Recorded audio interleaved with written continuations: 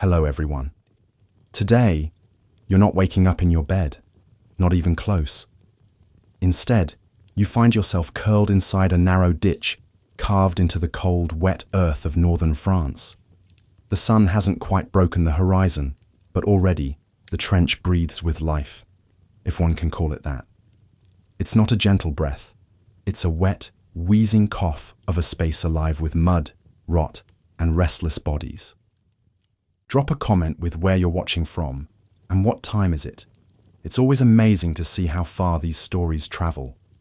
Now, dim the lights, let the noise of the modern world fade out, and let yourself slip into the past. You're not observing history tonight. You're inside it. The first thing you feel is dampness. Your coat, your boots, even the bandage you wrapped around your foot days ago.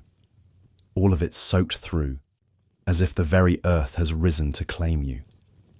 You open your eyes and there is no ceiling, only wooden planks above your head, smeared with soot and the desperate handprints of someone who probably slept here before you. You were never supposed to be here, but here you are. Somewhere above you, artillery whispers through the mist, distant now, but not silent, never silent. It's like thunder with intent, thunder that knows where it's going. Each low rumble rattles the bones of this place, and you don't flinch anymore. Not really. You blink, you breathe, you wait. A rat scurries across your chest, bold and swift. It pauses near your shoulder and stares, not out of fear, but curiosity, as if to say, still alive? Impressive. Then it disappears into a gap between sandbags. You sit up slowly. Your spine protests. So does your stomach. There's a pit there. Not quite hunger, not quite fear. Something between the two. Your fingers, shaking but numb, reach for your tin cup. There's water inside, or what passes for it. It tastes like the inside of a rusted pipe, but it's cold. And for now, that's enough. The smell is everywhere. It clings to your uniform and nestles into the fibers of your breath. Mud, urine, gunpowder, something rotting just out of sight. And underneath it all, the deep, sickly sweetness of old blood. You lean against the wooden wall of the trench. It creaks. Everything creaks here, like the world's held together with rotting string and damp wood. Above you, a sliver of pale light cuts across the early morning fog, and with it, the war begins again. Your name is still yours, but it feels distant now. You don't hear it often. People call you hey, or you, or sometimes just shout. The only constants are your rifle, the mud, and the cold. You came here a few months ago, or was it weeks? Time stretches here. Not like a string pulled taut, more like a puddle expanding slowly until you can't remember where the edges once were. You used to know how many days had passed. You kept track, scratching tiny lines into a wooden box near your sleeping spot. But the box disappeared during the last shelling, and you didn't start over. What would be the point? Morning doesn't come all at once. It seeps in. First, the dull glow behind the clouds. Then, the groan of a soldier waking with stiff limbs and a cough that sounds worse than yesterday. Then another, and another. Until the trench is a murmuring, shuffling choir of exhaustion. You climb the ladder just enough to peer over the top. Not too high.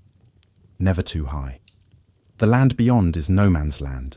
A smear of grey mud, punctuated by craters, broken wire, and bodies that no one dares retrieve. You see a boot half buried in the dirt. Still laced. No foot inside. Someone behind you lights a cigarette. The match flares briefly. A tiny rebellion against the wet. You can smell the tobacco. It cuts through the rot like a memory of better days. For a moment, you pretend you're in a cafe, just sitting quietly, reading a newspaper, waiting for a friend. But the match dies, and the illusion with it. There's an order shouted down the line. You can't quite make out the words, but you move anyway. Everyone does. Reflex more than reason. You grab your helmet, dented, but still yours, and fasten your gear. Breakfast is a joke, a metal tin with something grey inside. Porridge, perhaps, or meat paste, or maybe just hope. You eat it. Not because you're hungry, you stopped feeling real hunger weeks ago, but because you know you'll need the strength. Even when nothing happens, this place drains you. A man you barely know sits beside you. He smells like mold and grease. He doesn't speak. You don't either. But for a few minutes your shoulders touch, and that's enough. Enough to remind you that you still exist. Your boots squelch when you stand. They always do. The mud here is not like normal mud. It's thicker, darker, as if mixed with centuries of sorrow. It pulls at you, resists every step. Sometimes you dream that it wants to swallow you whole. Not out of malice, but mercy. You clean your rifle again. You've cleaned it so many times, your fingers know the motion better than they know your own handwriting. The cloth you use is already damp and gritty, but it's better than nothing. The rifle isn't just a weapon, it's your anchor. Without it, you're just meat in a uniform. There's a lull now. A strange, quiet hour where the front holds its breath. You sit on an overturned crate and stare at the fog. It hangs low, like a curtain waiting to rise. You wonder what's behind it. Home. Death. Nothing? A bird lands on the trench wall. Just a tiny brown thing. It cocks its head at you. In any other world, it might be beautiful. Here, it's a miracle. You don't move. You don't even blink. For one precious second, there is only this bird and the silence between you. Then someone sneezes and the bird flies off. Later, a new soldier arrives. Fresh-faced, uniform still crisp, eyes wide and afraid. You don't ask his name. You just show him where to piss, how to eat, and how to tell the difference between incoming and outgoing shells. That's all you can do. The rest, he'll learn soon enough. You remember your first day, how you thought the war would make sense. How you believed in maps and plans and honor. That was before the mud, the rats, the smell of death that clings to everything, even laughter. Because yes, you still laugh. Sometimes, usually late at night, when someone tells a story about home, or when the absurdity of it all becomes too much. Once someone drew a mustache on the captain's helmet while he slept. It stayed there for 2 days before he noticed. But the laughter here is different. It doesn't rise, it doesn't echo. It curls inward, like smoke from a dying fire. As evening approaches, the sky turns the color of bruises. Someone passes around a tin of something sweet. Maybe jam, maybe syrup. You take a small bite. It coats your tongue, and for a moment you remember your mother's kitchen. Warm bread, Sunday mornings, soft voices. But that was another lifetime. Now, as the sun disappears behind the hills, the real waiting begins. Night is dangerous. Night is long. Night is when the world forgets to pretend. You ready your gear again. You check your rifle. You tie your boots tighter. And you sit. And you wait. Above you, the sky stretches wide and cold. And all around you, the war breathes in. You weren't born into war. You were ushered into it. Not with ceremony or honor, but with papers, stamps, and a train ticket to nowhere you'd ever imagined going. Before the uniform, there was a letter, folded, official, ominously clean. Delivered to your door like a warning dressed as invitation. You have been called. Called as if it were a privilege, as if your name had been pulled from some golden urn, selected by destiny. But there was no destiny, only drafts and shortages. You held the paper in your hands that day, staring at the ink as if it might fade, smudge, disappear altogether. But it didn't. The words remained. And so did you, rooted to the kitchen floor, your mother silently gripping the back of a chair, your father looking out the window as if hoping to spot a different future coming up the road. You didn't pack much, just what they told you to bring: a toothbrush, an extra pair of socks, a small photo. They allowed one. You chose the picture from last spring, taken on a walk when the world still smelled like wet leaves and possibility. You didn't cry. Not then. Instead, you looked at your boots, civilian boots, and wondered how long before they'd be traded for something heavier, tighter, less forgiving. At the station, you weren't alone. Dozens of other boys stood around, pretending not to be boys. They smoked too quickly, joked too loudly. You tried to smile, but it felt like wearing someone else's face. The train arrived with a hiss. You boarded. That was the last moment your hands were your own. They dressed you quickly. There were no mirrors. Just rows of bodies being turned into soldiers by cloth and command. You stood in line, stripped to your underclothes, clutching a small paper with a number written on it. Not your name, your number. You watched the man in front of you argue about the boots. "Too tight," he said. The quartermaster shrugged. "Feet will shrink anyway." They tossed him a helmet dented near the rim. "Lucky hit," someone said. You weren't sure if they meant the dent or the previous owner. Your own uniform smelled of mothballs, sweat, and something metallic. The wool scratched your skin like disapproval. It didn't fit, not really. The sleeves bunched at the elbows, and the collar dug into your neck. But no one asked if you were comfortable. Comfort was a memory, not a right. They taught you how to march, not how to think, not how to question, just march. Heel down, toe forward, keep your head level, don't look around. You did it until your legs ached and your brain emptied. The rhythm took over. Step, step, step. It was hypnotic, almost soothing, like walking away from yourself, one footfall at a time. Then came the drills. How to hold the rifle, how to aim, how to stab with a bayonet. The sergeant, a barrel-chested man with a voice like gravel, barked instructions. Don't hesitate, don't blink, don't miss. He said it over and over until the words lost meaning. You practiced on sacks of straw, but everyone knew that straw didn't scream back. There was a boy in your unit, maybe 16. He lied about his age, you could tell. His voice still cracked when he shouted, and he flinched every time a whistle blew. One night, you found him staring at his reflection in a mess tin, whispering, "I'm a man, I'm a man." He didn't last long, not because of cowardice, because of dysentery. The camp doctor shrugged. Happens all the time. They buried him behind the barracks, next to a man who'd been trampled by a supply wagon. No ceremony. Just dirt, and a name no one would remember for long. The transformation wasn't sudden. It was slow, like rust forming on iron. You didn't feel different at first. But then one day, you woke up and didn't reach for your photo. You folded your socks without thinking.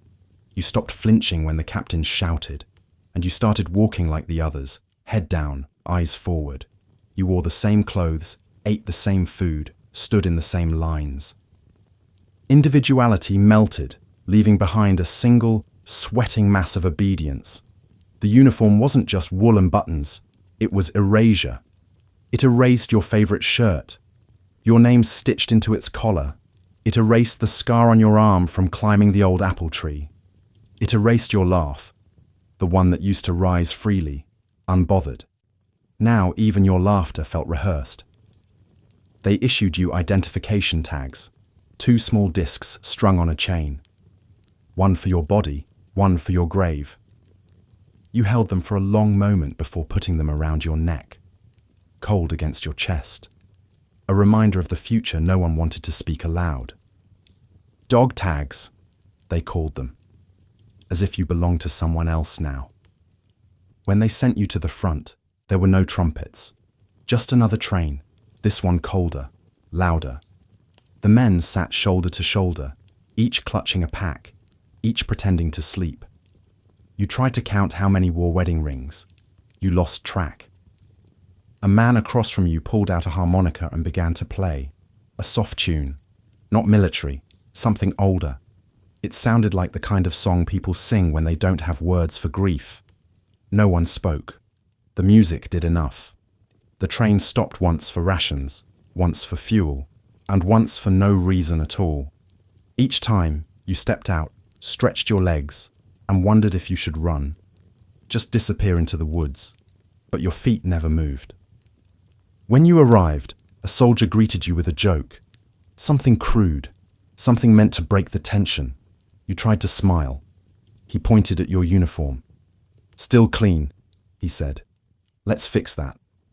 And then he led you to the trenches. It wasn't what you'd imagined. The maps never mentioned the smell, the mud, the endless, hungry mud. Your boots sank with every step. Someone handed you a shovel. You used it without asking why. That was your first lesson in the new hierarchy. Shovel first, questions later. Your uniform, so stiff, so pressed only days ago, turned brown within hours. The sleeves tore, the buttons rusted. You stopped trying to keep it straight. Now it wasn't a uniform. It was armor, a second skin made of dirt and desperation. You remember the first time you saw yourself in a shard of broken glass.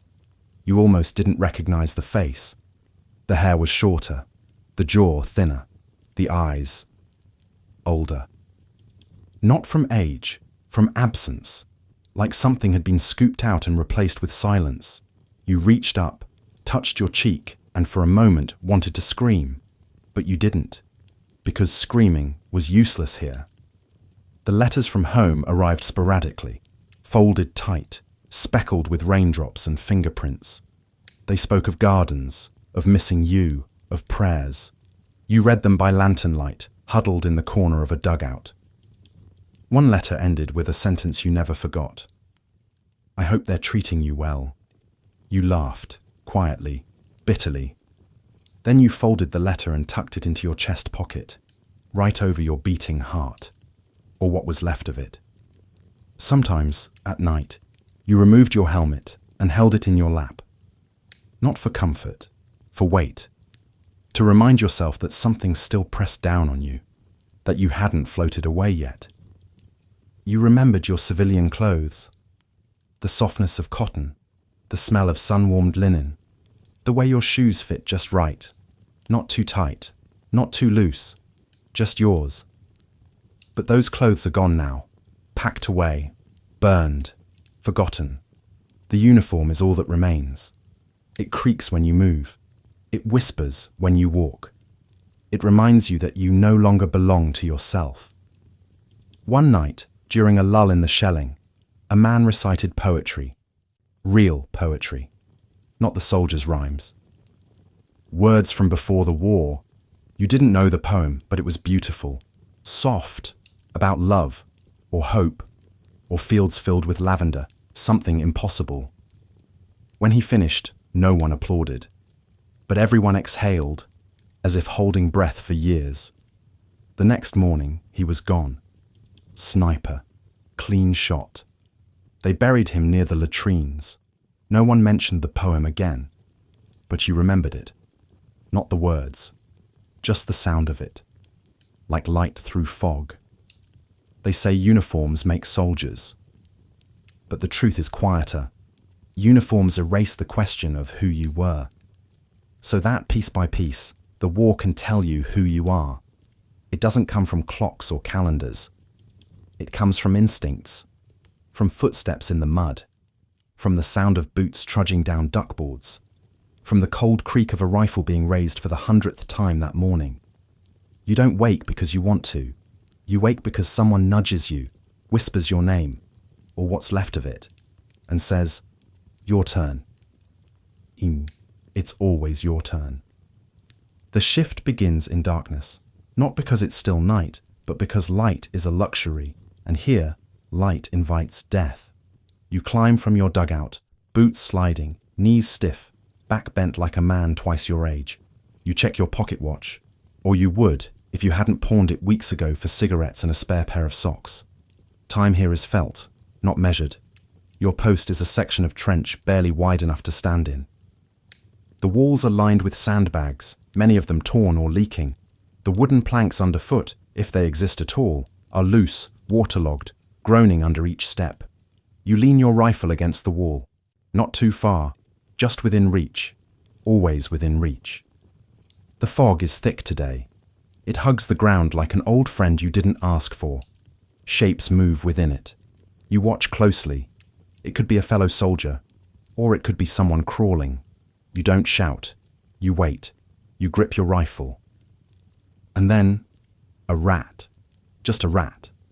Fat, confident, tail swishing as it disappears behind a crate. You exhale, slowly. That breath, it might be the only one today that doesn't hurt. The routine is simple, but that doesn't make it easier. 2 hours on watch, 2 hours on rest, 2 hours on duty. Repeat until you forget which one you're in. Rest doesn't mean sleep. It means finding a corner of the trench not occupied by another body, curling into a shape that hurts less than the others, and trying not to dream. Duty means cleaning rifles, digging latrines, filling sandbags, moving the wounded, burning the waste. There's always waste. Always. Sometimes you're told to reinforce the wall where it collapsed overnight. Other times, to fetch supplies.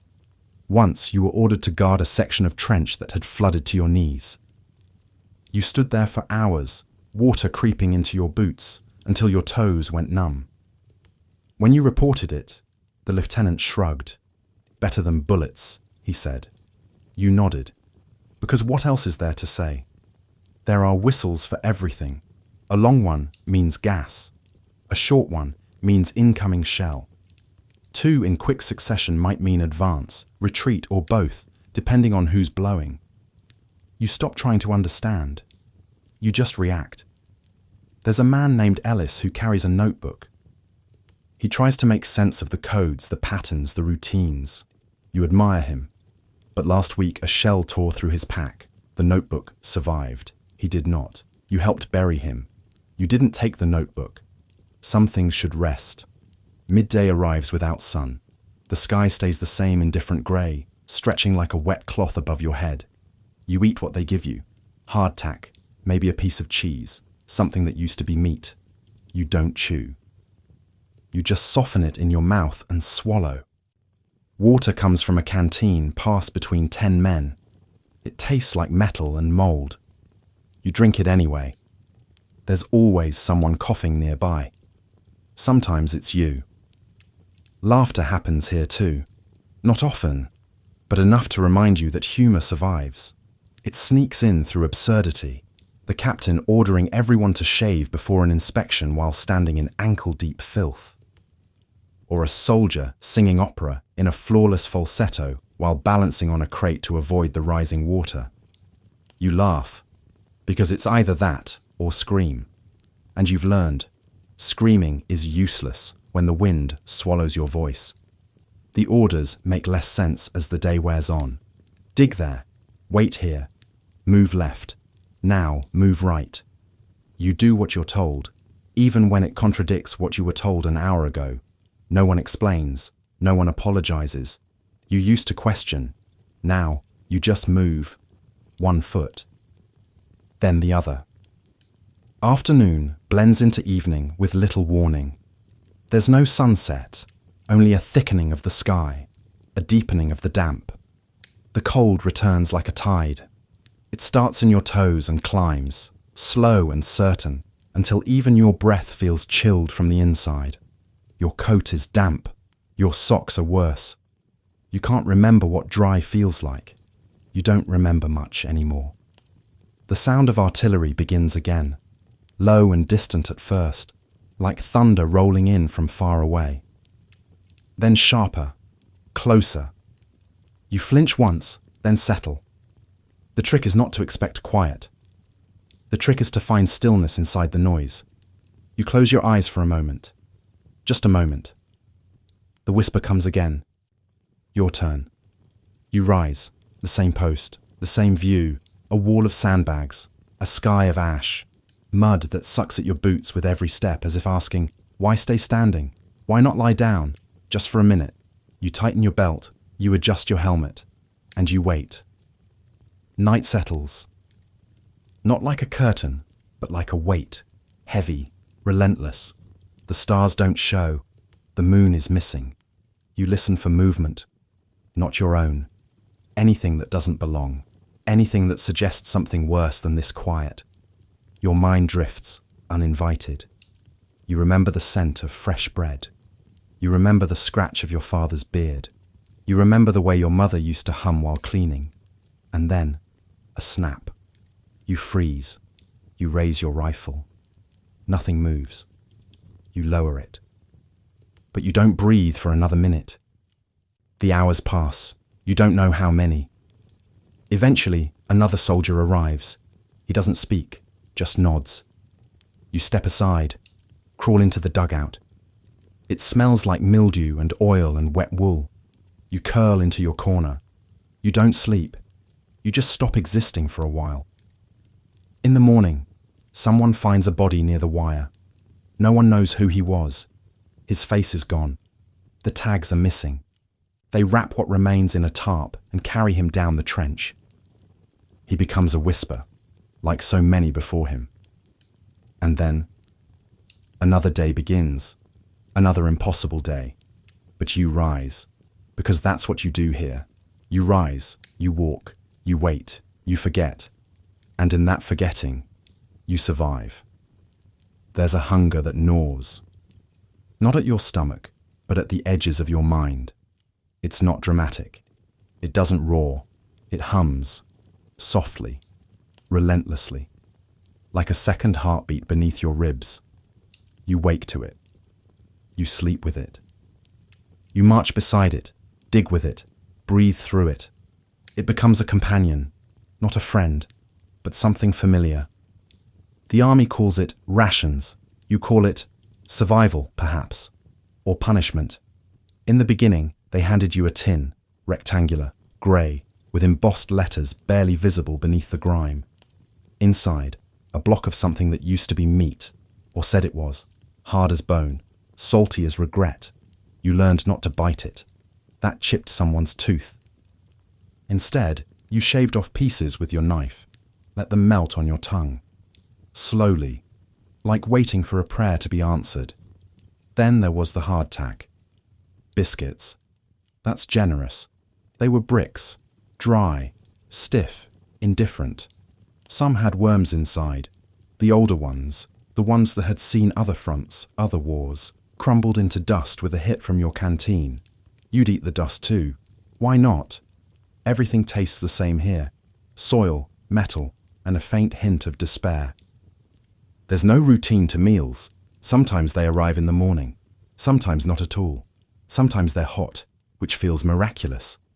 More often, they're lukewarm, passed down the line in dented pots that smell like 10 different things at once. Cabbage stew, watered down broth, a single potato shared among 5. No one complains aloud. Complaints are wasted breath. Instead, you look into your tin bowl and wonder, is this enough to keep my legs moving tomorrow? And then you eat. Salt becomes a memory, so does sweetness. Sugar? Once, a man received a cube from home, wrapped in paper. He broke it into pieces smaller than fingernails and shared them.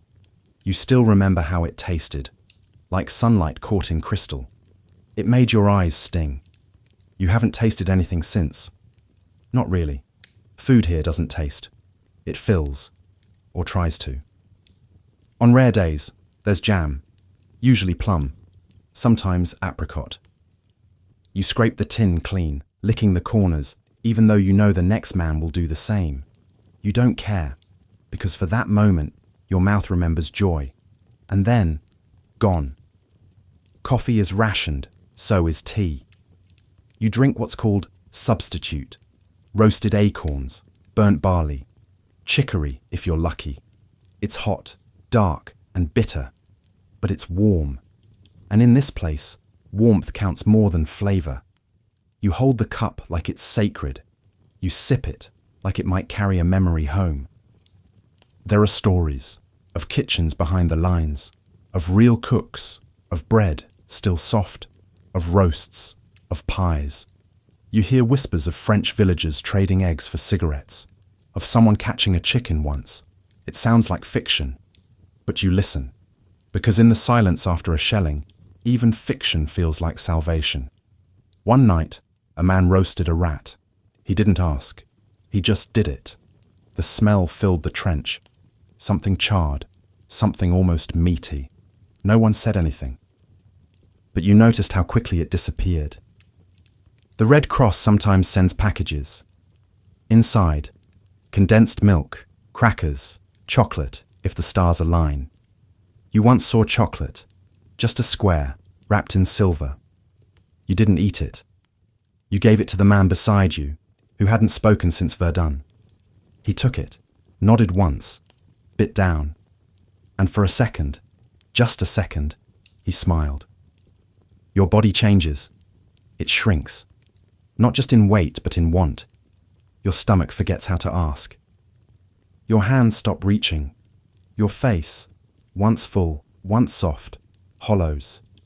Your belt tightens by instinct, not by choice. Even your dreams adjust.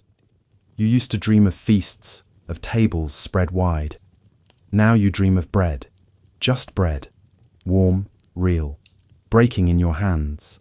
But you wake with nothing, not even the crumbs. There's a thing called trench cake, not made in the trench, sent from home, dense, dry, filled with raisins and syrup and hope. You tasted one once. It came from a man's sister. He didn't speak as he opened the package. He cut it carefully, like dividing gold. You held your peace for a long moment before biting. The texture was strange, chewy, spiced, unfamiliar, but it was from another world, and for that, it was sacred. There's a boy who talks about soup every night. Back home, he says, we made lentil soup on Thursdays, with garlic, thick as fog. You've never had lentil soup, but now you crave it, desperately, not for the taste, but for what it means. A kitchen, a family, a Thursday that didn't include the sound of dying. Your hands shake more now. Not from fear, not exactly. From fatigue. From hunger that's settled in your bones. It's hard to lift a shovel. Harder to lift your rifle. You keep going. Because everyone else does. Because stopping isn't allowed. There's a type of hunger that feels like a knife. Sharp. Immediate. But that fades. What's worse is the hunger that dulls you. The one that whispers, you could lie down. Just for a minute. The one that says, you've done enough. The one that convinces you to stop eating, even when food arrives. Because what's the point? That hunger is dangerous. More than bullets. More than gas. You watch birds now, not for beauty, for desperation. You wonder if you could catch one, if it would be enough. You joke about it with the others, lightly, casually, but your eyes linger, your stomach waits. There are mornings you chew leaves, not many, just a few. For texture, for distraction, they taste like nothing, but at least they remind you that your mouth still works. Once, you found an apple core near the latrine. You didn't eat it, but you stared at it for a long time, longer than you should have. You wonder who left it. You wonder what it tasted like. You wonder if they knew how lucky they were. In your dreams, when you still dream, there's always a table. Wooden, familiar, warm, and someone you love is standing beside it, smiling. Holding out a plate. You reach for it, but you never get there. You always wake up with your hand open, empty, cold. And yet, somehow, you endure. Not because the food sustains you, but because the hope does. The hope that one day, you'll eat without counting bites. You'll drink without rationing. You'll sit at a table, not in silence, not in shadow, but in peace. And you'll remember this hunger, not with bitterness, but with gratitude that it finally ended. The fear doesn't scream. It doesn't wave flags or kick down doors. It sits beside you, quietly, breathes when you breathe, blinks when you blink, and when you forget it's there, just for a second, it leans in and whispers, not yet, but soon.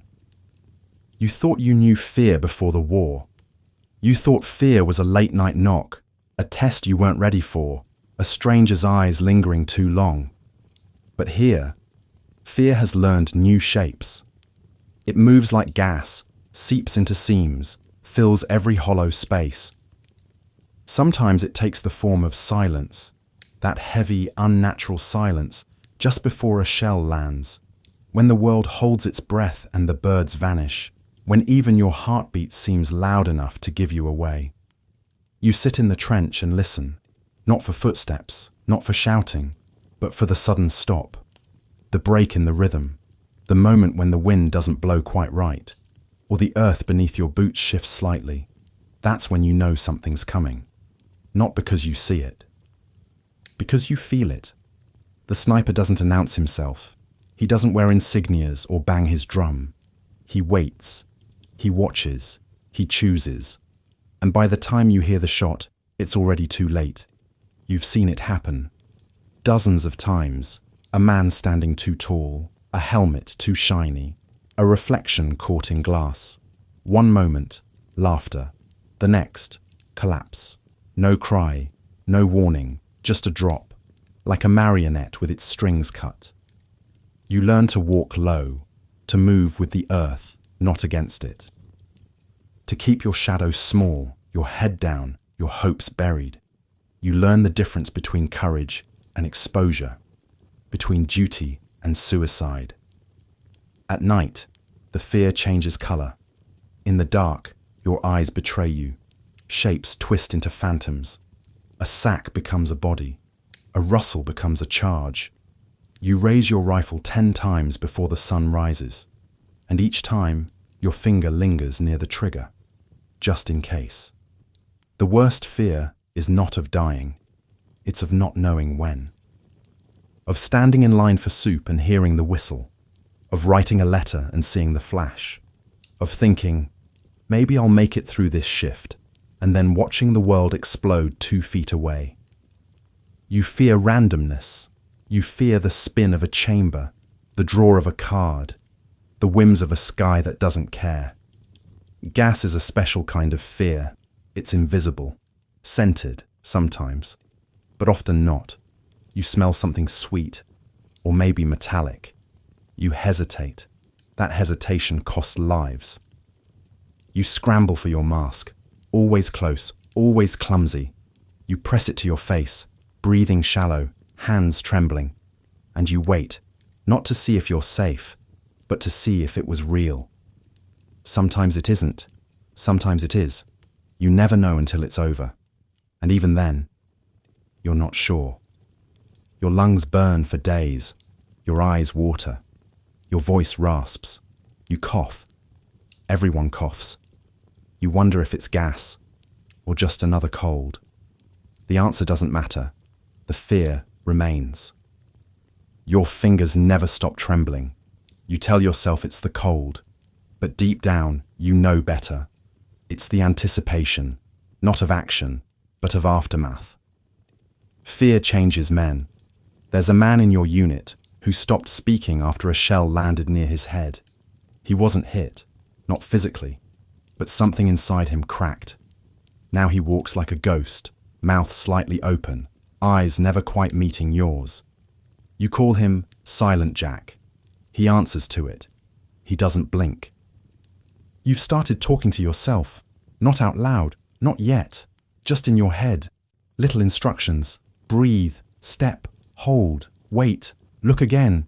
You narrate your day like a child reading a storybook in the dark, because if you stop the story, you might disappear with it. Letters from home are both salvation and curse. They speak of love, of normalcy, of sunlight. They remind you of what you've left behind. They remind you of what you might never return to. And when the fear grows loud, you think, they'll never know what it's like. You're grateful for that, and jealous, all at once. There was a time you feared things like being late, or being wrong. Now you fear the sound of metal against metal, the whistle that comes too soon, the click that means your rifle didn't load, the cough behind you that wasn't supposed to be there. Even dreams betray you. You wake soaked in sweat, clutching your chest. Sure, you've been shot, but there's no wound. Just a heart that beats too fast, lungs that gasp for a world that's still whole. There's a prayer whispered in the trench, not to a god, to fate, to chance, to whatever might listen. Let it not be me, not today, just not today. And when someone else falls, you feel guilt and relief and shame and breath. You stop standing near newcomers. They're too loud, too hopeful, too alive. It hurts to look at them because fear has already chosen them. They just don't know it yet. You fear not being afraid. That's the final shift. When the mind goes numb. When you walk without crouching. When you stare at the sky as shells fall and think, maybe it's time. You've seen it. You've felt the pull. But something in you holds on. Not because you're brave, but because fear is still there. Still whispering, wait, not yet. And somehow, that means you're still human, still fighting, still here. The rain isn't just water, not here. It's a presence, constant, patient, relentless. It seeps through everything, clothes, boots, skin, thoughts. It becomes part of you until you forget what dry felt like, until you stop wishing for sunshine and start praying for pause, just a pause, just one day without rain. But it never comes. Instead, the sky weeps endlessly, soaking the world until the mud no longer gives way beneath your feet. It swallows. The trench fills, first with puddles, then with brown water that licks your ankles, then with rot. You try to dig. You try to drain, but the earth won't cooperate. It wants to keep its moisture, like a wound that refuses to heal. You bail water with dented cans, with helmets, with bare hands. But every hour you fight the trench, the rain adds 2 more. Your boots were never designed for this. They blister, crack, fill with muck that clings to your socks like algae. Your toes go numb. At first you think, it's just cold. Then, it'll pass. It doesn't. Trench foot is the name. It sounds almost quaint. But it's not. It's pain that creeps up from the soles of your feet to your spine. It's skin that turns pale, soft, then dark, like bruised fruit. It's a smell you can't describe, except to say, it smells like the end of things. They give you ointment. They tell you to rub your feet, change socks. But what socks? Yours are wet. So are everyone else's. You share, you barter. You dry them over candles, over pipes, over hope. But nothing stays dry here. Nothing. Some lose toes, some lose more. You see a man stumble one morning, unable to walk. They take him to the medic's post. He returns later on a stretcher.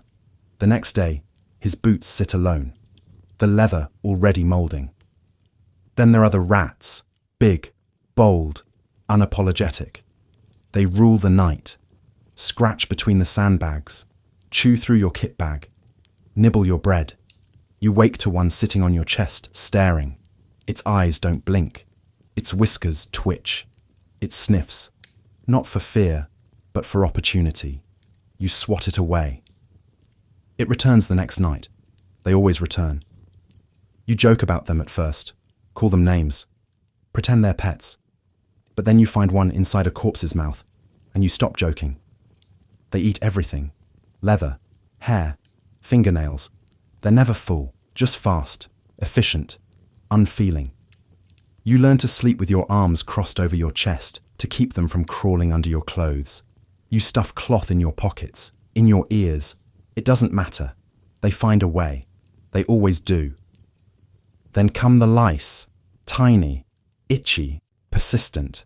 They nest in seams, in armpits, behind knees, in the folds of your collar. You scratch until you bleed. You boil your shirts when you can. You burn your undergarments. Still, they return. You stop naming them. You stop caring, because nothing helps. You feel your body slipping, not all at once, but in layers. Strength becomes soreness. Endurance becomes ache.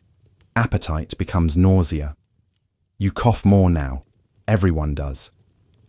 The cold wraps your lungs like chains. You breathe in smoke. You breathe out fatigue. The doctor says it's nothing, just trench fever, just respiratory strain, just war. As if war is a condition, a diagnosis, a slow unraveling of the human form. There's a man with boils on his arms, another who can't stop shaking, another who hasn't defecated in 5 days. The medic looks tired. He gives powder, salve, bandages, sometimes morphine, rarely hope. You watch bodies change, not from bullets, from days, from dirt, from the simple fact that no body is made for this. Your nails crack, your teeth ache, your hair grows brittle, your joints pop when you stand. You forget what healthy means, what normal feels like. You lower your expectations. No fever today? That's good. Fewer blisters? Excellent. You made it through the night without vomiting. Then maybe you'll survive another week. The wind whistles through the trench, cold and sharp. You pull your coat tighter. But it's soaked. Always soaked. You shiver not from cold, but from recognition. Your body is leaving you, bit by bit, like a friend slipping away without goodbye. And still, you dig, you march, you carry the wounded, you fire your rifle, you stand guard in freezing water while rats gnaw on the remnants of someone else's lunch. You do it all because, what choice is there? You see a man faint during latrine duty. No battle, no wound, just collapsed, his eyes wide, his lips cracked. Dehydrated, malnourished, exhausted. He's carried away, and someone else takes his shovel because the trench doesn't dig itself. The officer tells you, stay strong. The chaplain tells you, pray. The medic tells you, rest when you can. But the body has no rest here, only pauses, between coughs, between itches, between cramps, until one day, it doesn't pause, it stops. They carry the dead out quietly, wrap them in tarps, tag the foot, move on, always move on. Because there's no space for mourning, only room for breath, and barely that. You learn to protect small things, dry socks, a clean handkerchief, a spoon not yet rusted, a single bar of soap, tiny victories, fleeting but real. Once, someone stole a bar of soap. There was shouting, accusations, fury, not because of the theft, but because of what it symbolized, the last thread of dignity. Cut. Your body is not yours anymore. It belongs to the trench, to the rain, to the rats and the rot. But you carry it anyway. Because what else can you do? You wrap it in wool, you tie the laces, you march, limping, and you whisper to your feet, just one more day, just one more mile, because maybe, just maybe, that will be enough. You didn't choose him, and he didn't choose you. But now you share everything, not just space, though there's barely enough for that, but air, silence, fear, filth, and breath. Every breath, side by side. Because here, companionship isn't a luxury. It's a condition of survival. His name is Henley, or maybe Harlan. He told you once, early on, when names still mattered. You weren't really listening. You were too busy tying your boots, trying to keep your breakfast down. Now, it feels strange to ask again. So you just call him mate. He doesn't mind. He calls you pal. And that's enough. He sleeps beside you, eats beside you, digs beside you. You've never seen him clean. You've never seen him without that rag around his neck, soaked in sweat and mud and maybe tears. But his eyes are still clear. They search the horizon like he's trying to see something beyond the wire. You've seen him scared. He doesn't hide it. He doesn't brag either. He just grips his rifle tighter and mutters the same thing every time the shells fall. Not yet, not yet, not yet. like a spell, like a deal he's made with something older than war. You share food. When one of you gets a tin of jam or a heel of dry bread, the other gets half. No discussion, just a glance, a hand, an understanding. You share warmth, back to back, shoulder to shoulder, under coats that smell like old smoke and desperation. Sometimes that's the only warmth you find. He tells stories. Not every night, but when the trench grows too quiet and the dark starts to press in, he speaks about fishing with his uncle, about a girl who smelled like wildflowers, about a bicycle he built from spare parts and stubbornness. You don't know if the stories are true, but it doesn't matter. Truth isn't the currency here, only connection. You tell him about your brother, about the dog you had as a kid, about the night you snuck out to see the stars and fell asleep in the field. You don't talk about the future. No one does. The future's too fragile. It doesn't survive long in this place. You've seen him cry, not loudly, not dramatically. Just a quiet tear during roll call, when they didn't say Taylor's name, when no one asked why, because everyone already knew. You've seen him furious, when the lieutenant ordered a charge that made no sense, when supplies didn't arrive, when the new boy was hit before he even fired a shot. He didn't yell. He just clenched his jaw and dug a grave deeper than necessary, like he was trying to carve a hole in the world. You've seen him laugh too. Once, when a pigeon landed on the sergeant's helmet. Another time when someone tried to shave with a frozen blade and screamed like a stuck pig. It wasn't joy, but it was something. A crack in the surface, a reminder that laughter still exists, if only in pieces. When you were sick, he shared his blanket. When he was too weak to stand, you carried his pack. There's no ledger here, no keeping score, only survival. Shared. He reads your letters when your hands shake too much. You read his when the tears blur his eyes. You don't judge the spelling. You don't ask about the names. You just read. Because the words, no matter how small, are pieces of home. And home is something you pass between you, like warmth in the cold. He snores. You talk in your sleep. Some nights, you both wake from different dreams, breathing heavy, hearts racing. Neither of you says what you saw. You just nod, as if to say, yes, I know. And somehow, that's enough. You've fought. Of course you have. Over cards, over cigarettes, over who forgot to cover the trench wall during the rain. It doesn't last. You can't afford grudges here. Anger is a luxury of the safe. Here, you let go quickly, because you might need each other before the sun rises. Once, during a gas attack, he fumbled his mask. You shoved yours on and forced his over his face.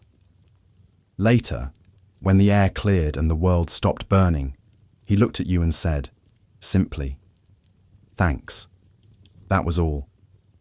But you felt it, like a hand on your spine, steadying you. You know his rhythm now. The way he coughs in the morning, the whistle he uses when he's nervous, the way he hums, barely audible, when he writes a letter home. You could find him in a crowd of hundreds, just by the sound of his breath. And if you fell, you know he'd find you too. Some nights, you both just sit. No words, just the sound of water dripping, of rats scurrying. Of the world holding itself together with string and willpower. You pass the time like that, together but apart, and yet never alone. You're not friends exactly, not in the way you understood the word before. You don't know his favorite color. He doesn't know your birthday, but he knows what your silence means. You know when his shoulders are too stiff to carry more. You know how to walk without asking.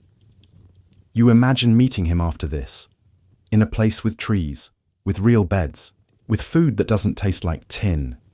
You imagine laughing together, drinking, maybe dancing, but you don't say it aloud, because to speak it is to risk it, and you don't risk much anymore, only each other. You never say goodbye when he's sent on patrol, just a nod, because goodbye sounds too final, too heavy, too dangerous. You pray he comes back, not to a god, to fate, to chance, to mud and mercy. And when he does return, tired, dirty, intact, you don't run to him. You don't cheer. You just look, and he looks back, and that is enough. That is everything. One day, he won't come back. You know this. Maybe tomorrow, maybe tonight. Maybe you'll be the one who doesn't return. But until then, you share the trench, the food, the silence, the fear, the hope. You didn't choose each other, but you belong to each other now. Not because of love, but because of survival. Because in this place, he is your mirror, your anchor, your brother not by blood, but by breath. You stop counting the dead, not because you don't care, but because the numbers blur, like shadows at dusk, soft and indistinct, impossible to hold. At first, each name mattered, each body, each pair of boots left standing alone. But now, it's the rhythm of the day, a cruel punctuation. Dig, wait, load, fire, then carry, always carry. The bodies come in all conditions, some whole, some not, some still warm, some missing names, or limbs, or faces. You learn not to look too long. Not because you're heartless, quite the opposite. Because if you look too long, they start to look like people you know, and you can't afford that. There's a protocol. You tag the foot, if there's a foot. You check the pockets quickly. Letters, coins, a photo. Sometimes you keep the photo, not to steal, just to remember. Someone should. You carry them on stretchers, on boards, in arms, through the mud, past the rats, past the line. To the place behind the dugout where the ground is softest, the cemetery, though it's not marked. No flowers, no stones, just rows of mounds, each one fresh for a day, then forgotten beneath the next. You dig, with shovels, with hands, with silence. The earth gives reluctantly, heavy, wet, clinging. Each shovelful is a reminder. The trench is hungry, and it never says no. Sometimes you whisper something, a name, a wish, a sorry. It feels foolish, but you do it anyway, not for them. For yourself, to prove that you're still capable of speaking into the silence. There's a form to fill, a brief account of how they died. Fell in action, killed by enemy fire. Sniper, gas. Sometimes you don't know. Sometimes all you have is, he was breathing, then he wasn't. You write it anyway, because someone far away needs to receive something. The letters are harder. You're asked to write them. Not always, but often enough. To mothers, to wives, to sweethearts who sent scarves and prayers. You don't use real paper, just scraps, torn from ration boxes, folded carefully. You write by candlelight, slowly. You start with, "Dear Madam," and then you try to find the right words. There are no right words. You want to say he was brave. You want to say it was quick. You want to say he wasn't alone. But sometimes he wasn't brave. Sometimes it wasn't quick. And sometimes he died screaming for his mother in the dark. You don't write that. You write, "He was a good man. He served with honor. He spoke of you often, and you hope they believe it, because truth doesn't belong in grief, only comfort." You imagine the letter arriving, the hands that open it, the kitchen where it's read, the silence after the final line. You imagine a photo beside the stove, a hand covering a mouth, a chair pulled out but never used again. You imagine the echoes of his name, still hanging in a hallway back home. And you wonder if you'll ever be the subject of such a letter, or the writer. Again, there's a boy in your unit, too young, too thin, too quiet. He used to whistle when he cleaned his boots. One morning, a shell landed too close. He wasn't hit directly. But the force turned him into something unrecognizable. You gathered what you could, a tag, a sleeve, part of a belt, and you dug, and you wrote. You didn't whistle that day. Sometimes there's no one to bury. Just a hole in the ground where someone used to be, or a helmet hanging from barbed wire. You mark it if you can. You memorize it, but you don't speak of it, because loss without a body is too much to carry. Even here, you've dreamed of the dead, not nightmares, just visits. They sit beside you. They don't speak. They just look. Their eyes are calm, their uniforms clean, and you wake up crying, because for a moment they looked at peace. And you know that peace never touched them here. There are days you smell death before you see it, a sweetness that sticks to your throat, that clings to the walls of your mouth. You breathe through cloth, but it's too late. The scent follows you, into your letters, into your food, into your dreams. The chaplain does what he can. A prayer, a hand on the shoulder, a verse whispered like a lullaby. You admire him, even envy him, but his voice is soft and the trench is loud. And sometimes, all the psalms in the world can't drown out a single scream. You build rituals, a stone here, a line scratched in the wood, a name whispered 3 times before sleep. It's not religion, it's memory, it's survival, because if you don't remember them, who will? You find photos, sometimes burned, sometimes folded, women in white dresses, boys in uniforms, babies you'll never meet. You don't throw them away, you keep them in a tin. You call it the Book of the Gone. No one asks to see it, but once a man did. He opened it slowly, looked at every face, then handed it back without a word, and you both sat in silence for a very long time. The dead teach you things, how to walk quietly, how to dig fast, how to say goodbye without using the word. They teach you that a name is a fragile thing, and that sometimes being forgotten hurts more than death itself. You don't fear them, not anymore. You fear the forgetting. You fear that when this ends, if it ever ends, their names won't be on plaques. Their stories won't be in books. They'll be swallowed by the mud that took them. So you remember, in the way you fold your coat, in the way you tie your boots, in the way you whisper, "I'm sorry," before each burial. You carry their weight, not in your arms, in your chest, always. And when your time comes, if it comes, you hope for one thing, not medals, not glory. Just a name on someone's tongue, just a story told by a fire, just a letter written in shaky hands that says, "He was here, he mattered, he is not forgotten." You never see their faces, not really, the ones who give the orders, the men whose signatures send you forward, send you back, send you into the mud with a rifle and a number where your name used to be. They live elsewhere, far from the trench, beyond the wire, behind stone walls and maps marked with flags that move like game pieces. You've heard their names, majors, colonels, generals with medals heavy enough to crush their own dignity. But to you, they're shadows in a sentence. The orders come down. The orders always come down. Never up, never from, just down, like rain or shrapnel. And always from above, as if from gods who don't bleed. Advance 50 meters. You read it. You reread it. You look at the land ahead, cratered, bare, smoking. You wonder what 50 meters means to a man who's never crawled through wire with bullets kissing the dirt around him. To a man who thinks distance is something you measure with rulers. Sometimes the orders contradict. Dig a new trench here. No, there. Wait. Now move.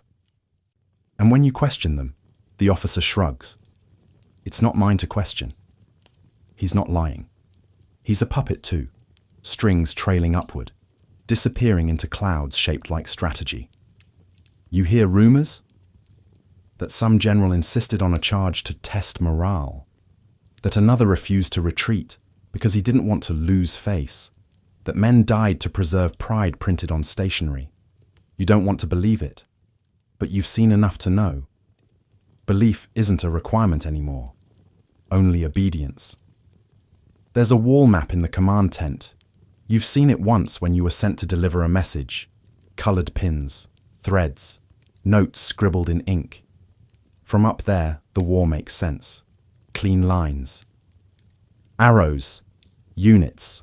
From where you stand, there is only mud, screams, and broken things. You wonder what they'd do if they had to crawl just one night in your boots, if they had to feel the breath of death against their necks, or sleep with rats nesting in their coats, if they had to carry a friend's body in pieces. Would they still issue the same command? Would they still sign their name? The officer here, your lieutenant, is young, too young. His voice shakes when he reads the orders. His eyes search yours after, like he's asking for forgiveness he hasn't earned. But he delivers them anyway. He has to. The chain won't break for him, or for you. Once you tried to push back, when they told you to hold the line without ammunition, when they sent you to build a barricade with nothing but hands and wire. You said, "It's suicide." The reply came fast. "That's the order." And that was the end. You stopped arguing, not because you agree, but because every time you question, something inside you wears down, and you need every scrap of strength to survive. Some say the generals mean well, that they do what they can, that war is chaos, and someone must steer the ship. You don't argue. But deep down you think, if they meant well, why are we still dying like this? They call it strategy. You call it slaughter by appointment. They say acceptable losses. You say, tell that to his mother. They say, offensive success. You say, we gained 20 yards and lost 200 souls. But you say it silently, because saying it aloud doesn't change the next order, only who's punished. You write in your journal sometimes, a battered notebook that lives near your ribs, not poetry, not confessions, just observations, a list of the absurd. July 12th, we were ordered to dig facing east, though the wind comes west. August 3, sent to scout a hill that hasn't existed since last winter. September 8th, held our position for 9 hours. Lost it in 12 minutes the next morning. No one will read it, maybe not even you. But it helps, because it proves the madness has shape, and that you still see it. You hear stories of rebellion, a unit refusing to fight, a captain shooting his own commander, a line of men dropping their rifles and walking away. But those are stories. In your trench, you grip your weapon, you follow orders, because the punishment for defiance is swift, and war doesn't care who was right, only who remains. Sometimes, you try to imagine the man who gave the order. Is he kind? Does he write to his children before bed? Does he know that his signature sent you into a minefield? Does he know your name? Would he care? There's a bitterness that creeps in, slowly, like frost. Not just toward the enemy, but toward the unseen hands that steer your fate. You resist it. You try. Because bitterness corrodes faster than bullets. But some nights, when the trench is quiet and the stars hide in shame, you whisper, do they know what they're doing? Do they care? And yet, you obey.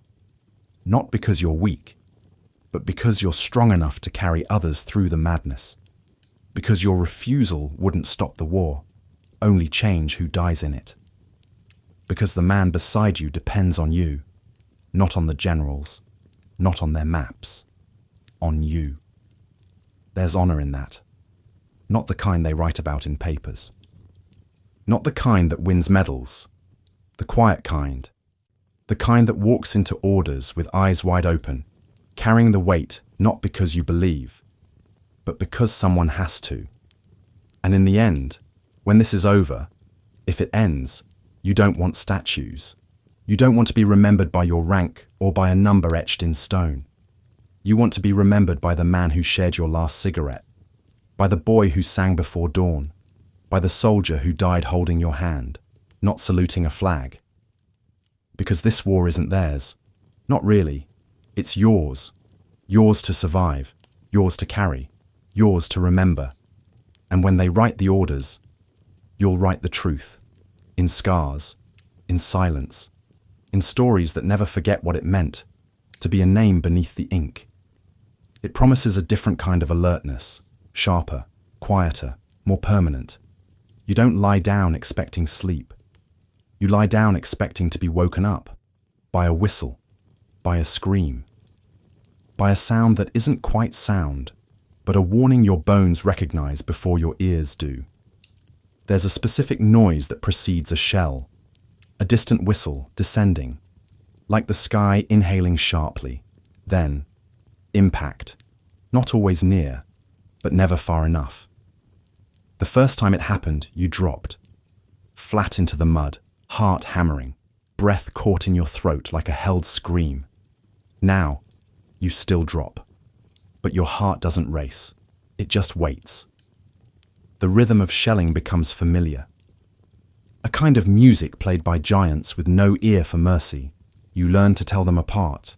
The high-pitched shriek of shrapnel, the dull thud of a dud, the deep, concussive wave of a direct hit.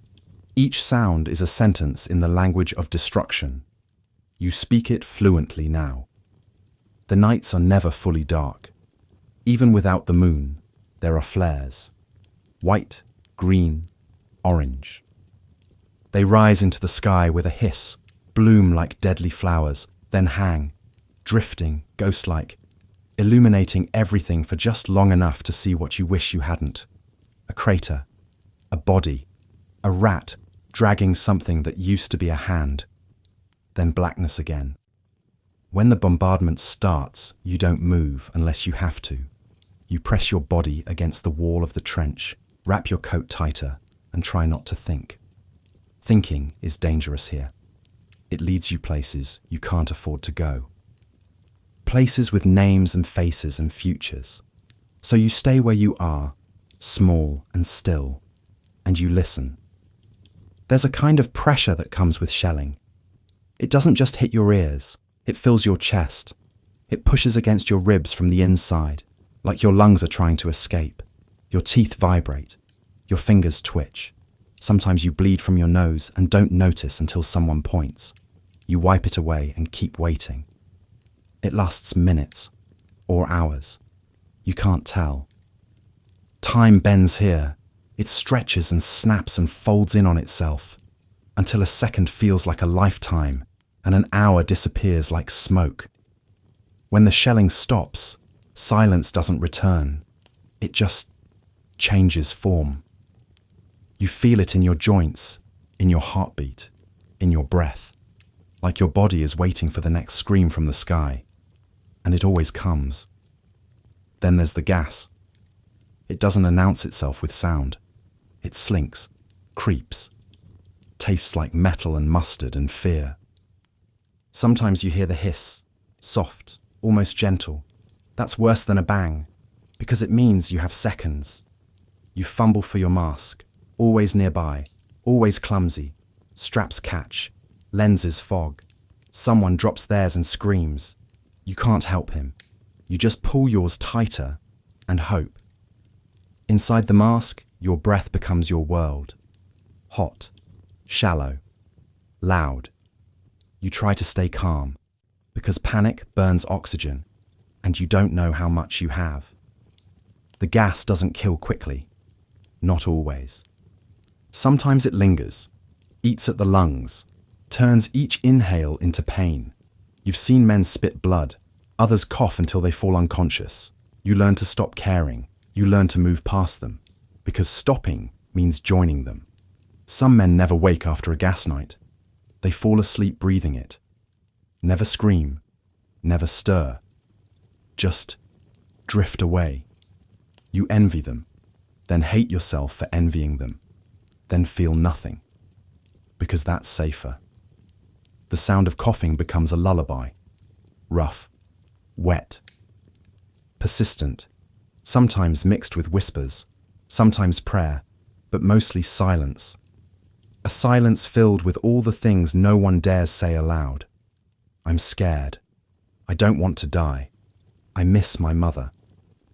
You hold your rifle tight, even when you sleep, not for safety, for weight, to remind yourself you're still here, that gravity still claims you, that you're not just another body waiting to be carried out.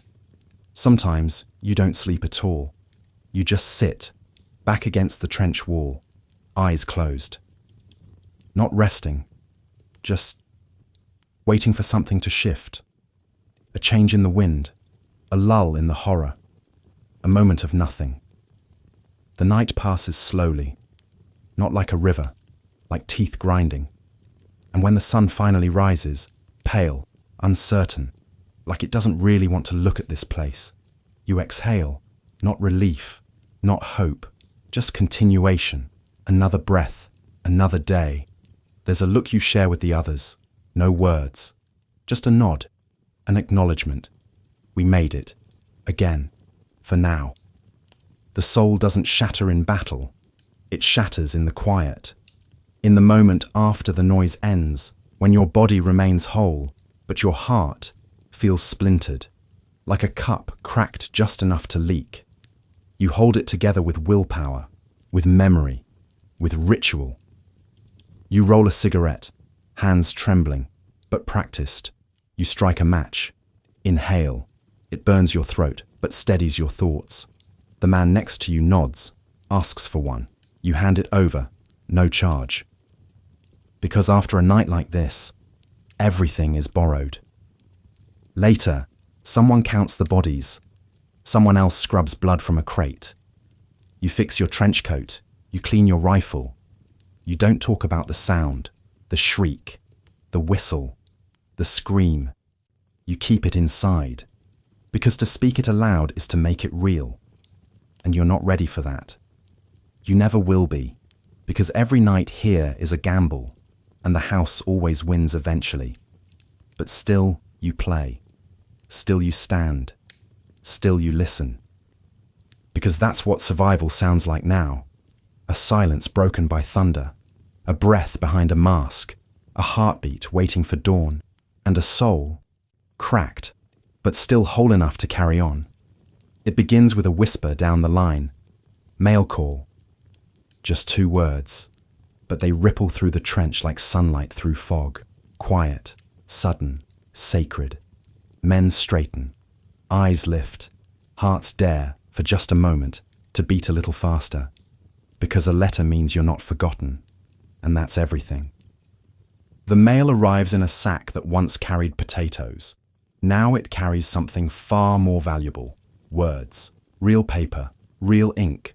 Real proof that the world beyond the wire still exists. You wait, silent, almost reverent, as names are read aloud, one by one. When yours is called, you move without smiling, because smiling feels fragile and you can't risk it cracking before you've even touched the envelope. You take it gently, like holding a bird. You stare at the handwriting, familiar curves. Careful loops. Your name, your real name.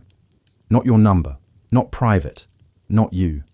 Just you. You don't open it right away. You find a quiet spot, a moment between duties. And then slowly, carefully, you unfold the paper. It smells faintly of home, or maybe you imagine that. Maybe it's just ink and dust, but you swear you can smell bread baking, apples, soap, your mother's perfume. The words are simple, ordinary. That's what makes them precious. They speak of gardens, weather, neighbours, of dogs that bark too much and babies who won't sleep, of trains that run late and bread that's too dry. And you read every word like scripture, because this is the world you left behind, the one that didn't leave you. Sometimes there's a drawing, a child's hand, wobbly stick figures. You trace them with your finger. You try to remember how small hands feel in yours. But the memory slips. Too smooth. Too far. The letters rarely mention the war. They don't ask what it's like. They don't want to know, and you don't want to tell them, because there are no words for the things you've seen, only sounds, only silences. So, you write back, when you can. You find a scrap of dry paper. You sharpen your pencil with your knife. You choose your words carefully. You say, I'm keeping warm. I'm eating well. I think of you often. All lies, but beautiful ones, the kind worth telling. You fold your letter, seal it, hand it off. You don't know if it will reach them. You don't know how long it will take, but you write anyway. Because writing is a kind of remembering, and remembering is a kind of resistance. Not everyone gets letters. Some haven't received one in months, some never did. They pretend it doesn't matter. They laugh when mail call comes. They say, I'm free of nagging. But you see the way their eyes follow each envelope. You see the way their hands twitch. Because silence hurts more than any truth. Some share their letters, read them aloud like stories, voices cracking over jokes and recipes and terrible poetry.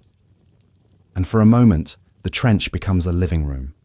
The rats become furniture. The mud becomes carpet. And you forget that your rifle's resting on your knees. Others keep their letters folded tight in pockets. Read them again and again until the creases split. You know a man who's read the same 3 lines every night for 2 months. He doesn't read them anymore. He recites them, like a spell, like a lifeline. There's one soldier, Harris, who carries a letter he never opens. It's from his brother, who died 2 months ago. He found it in Harris's old pack. He won't read it. Says it's better that way. A voice held in amber, unspoiled. Photographs arrive too, bent, faded, but they hold more weight than bullets. A wedding, a newborn, a street corner from another life. You study them like maps, not to find your way home, but to prove home still exists.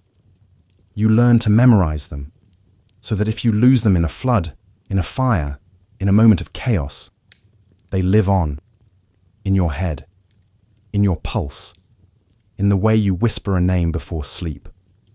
Letters are time machines. They carry you backward, to birthdays, to late dinners, to a sister humming while she braids her hair.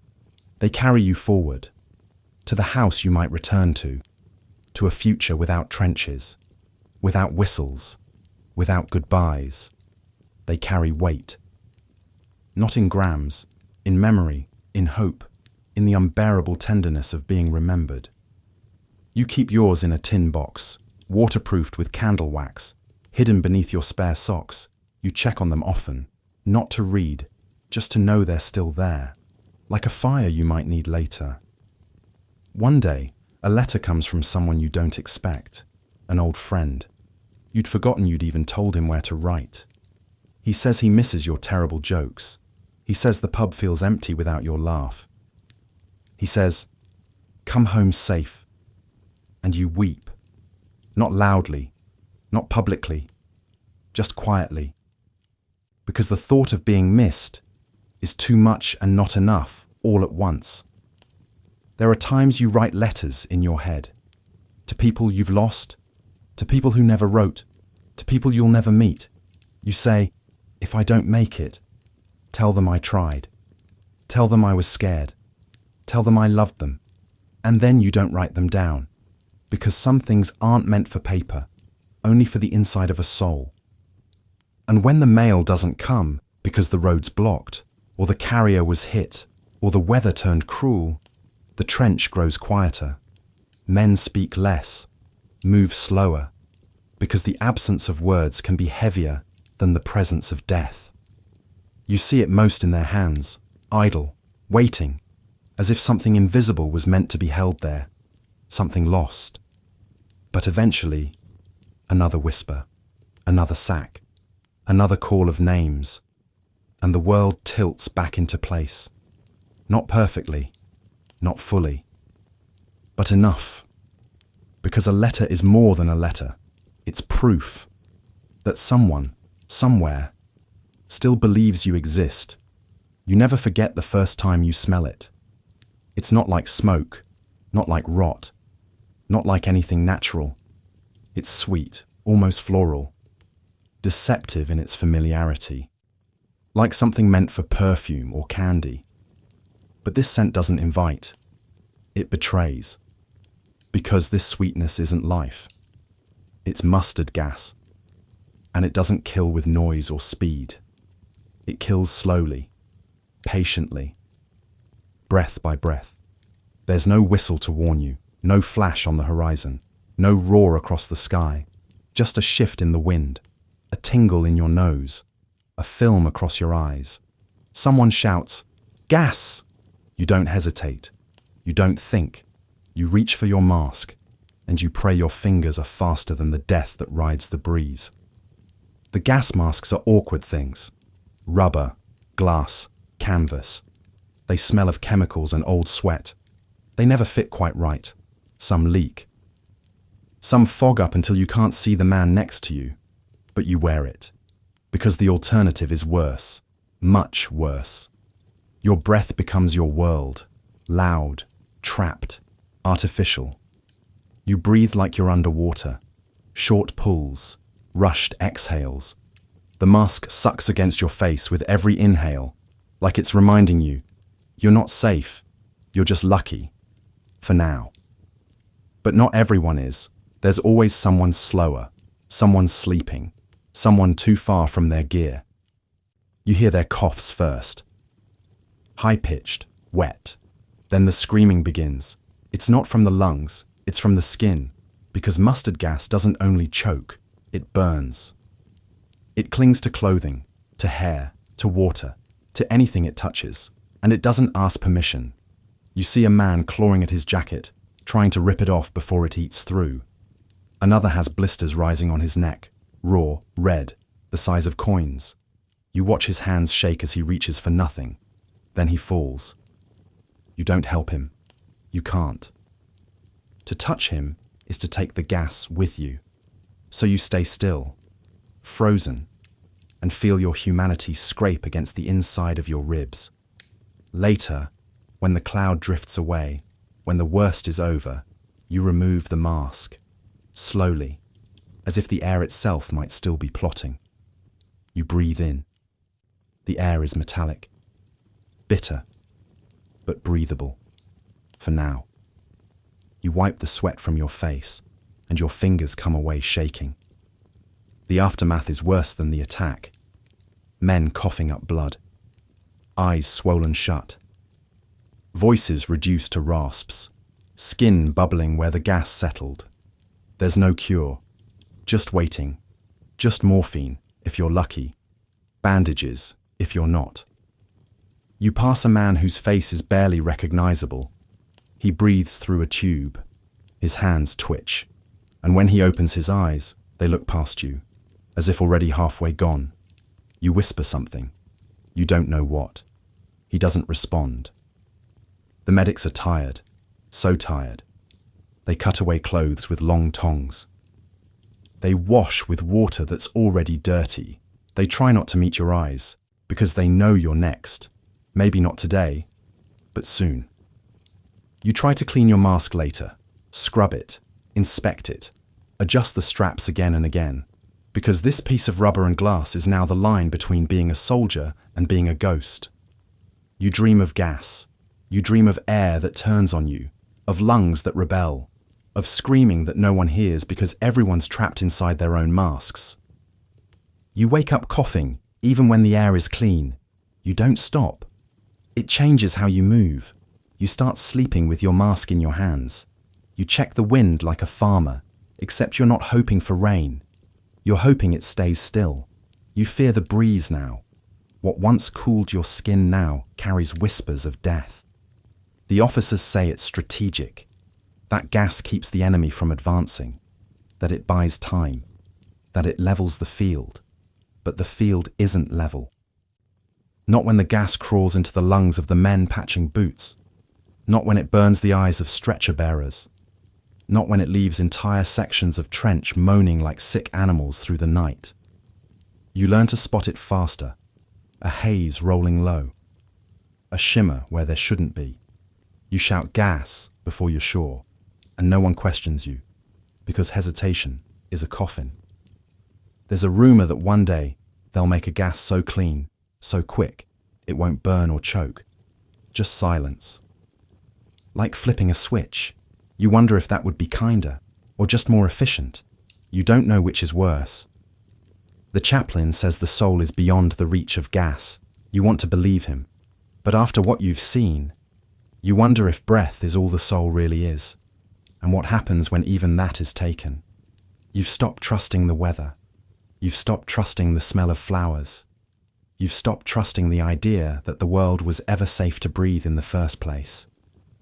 One day the wind shifts fast, too fast. You fumble your mask. You hear someone yelling your name. You get it on just in time. Later, you find out he didn't. You write a letter to his sister. You say he didn't suffer. That's a lie, but it's the only gift you have left to give.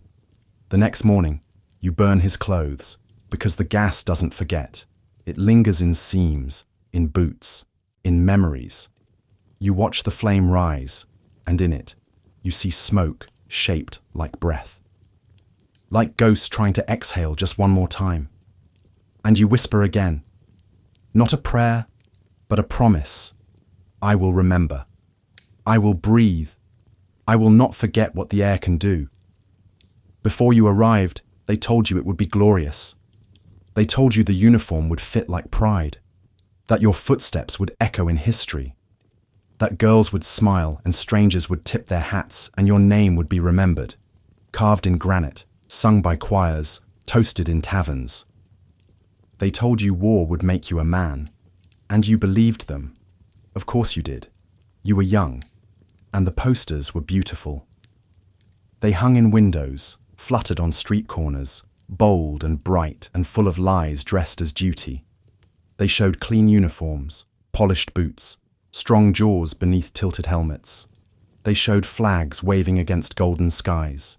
They never showed mud. They never showed rats. They never showed men weeping into their sleeves. You remember the day you signed. How they handed you a paper and called you son. How the clerk smiled like he was proud to see you go. No one warned you that pride would weigh so heavy, that it would drag behind you like wet wool through bloodied soil. They said you'd be a hero, that you'd fight for country, for king, for freedom. But here, in the trench, you fight for dry socks, for a cup of water that doesn't taste like rust, for the man beside you, whose name you only learned after his fingers turned blue. You don't feel like a hero, you feel like a machine. March, dig, shoot, sleep, repeat. You feel like a tool someone misused and then forgot, like a story that no one finished writing. The medals don't shine here, they're buried in coat pockets, dulled by rain and regret. No one talks about bravery. They talk about blisters and bread and whether the latrine will cave in again. You've seen courage, but not the kind that fits in speeches.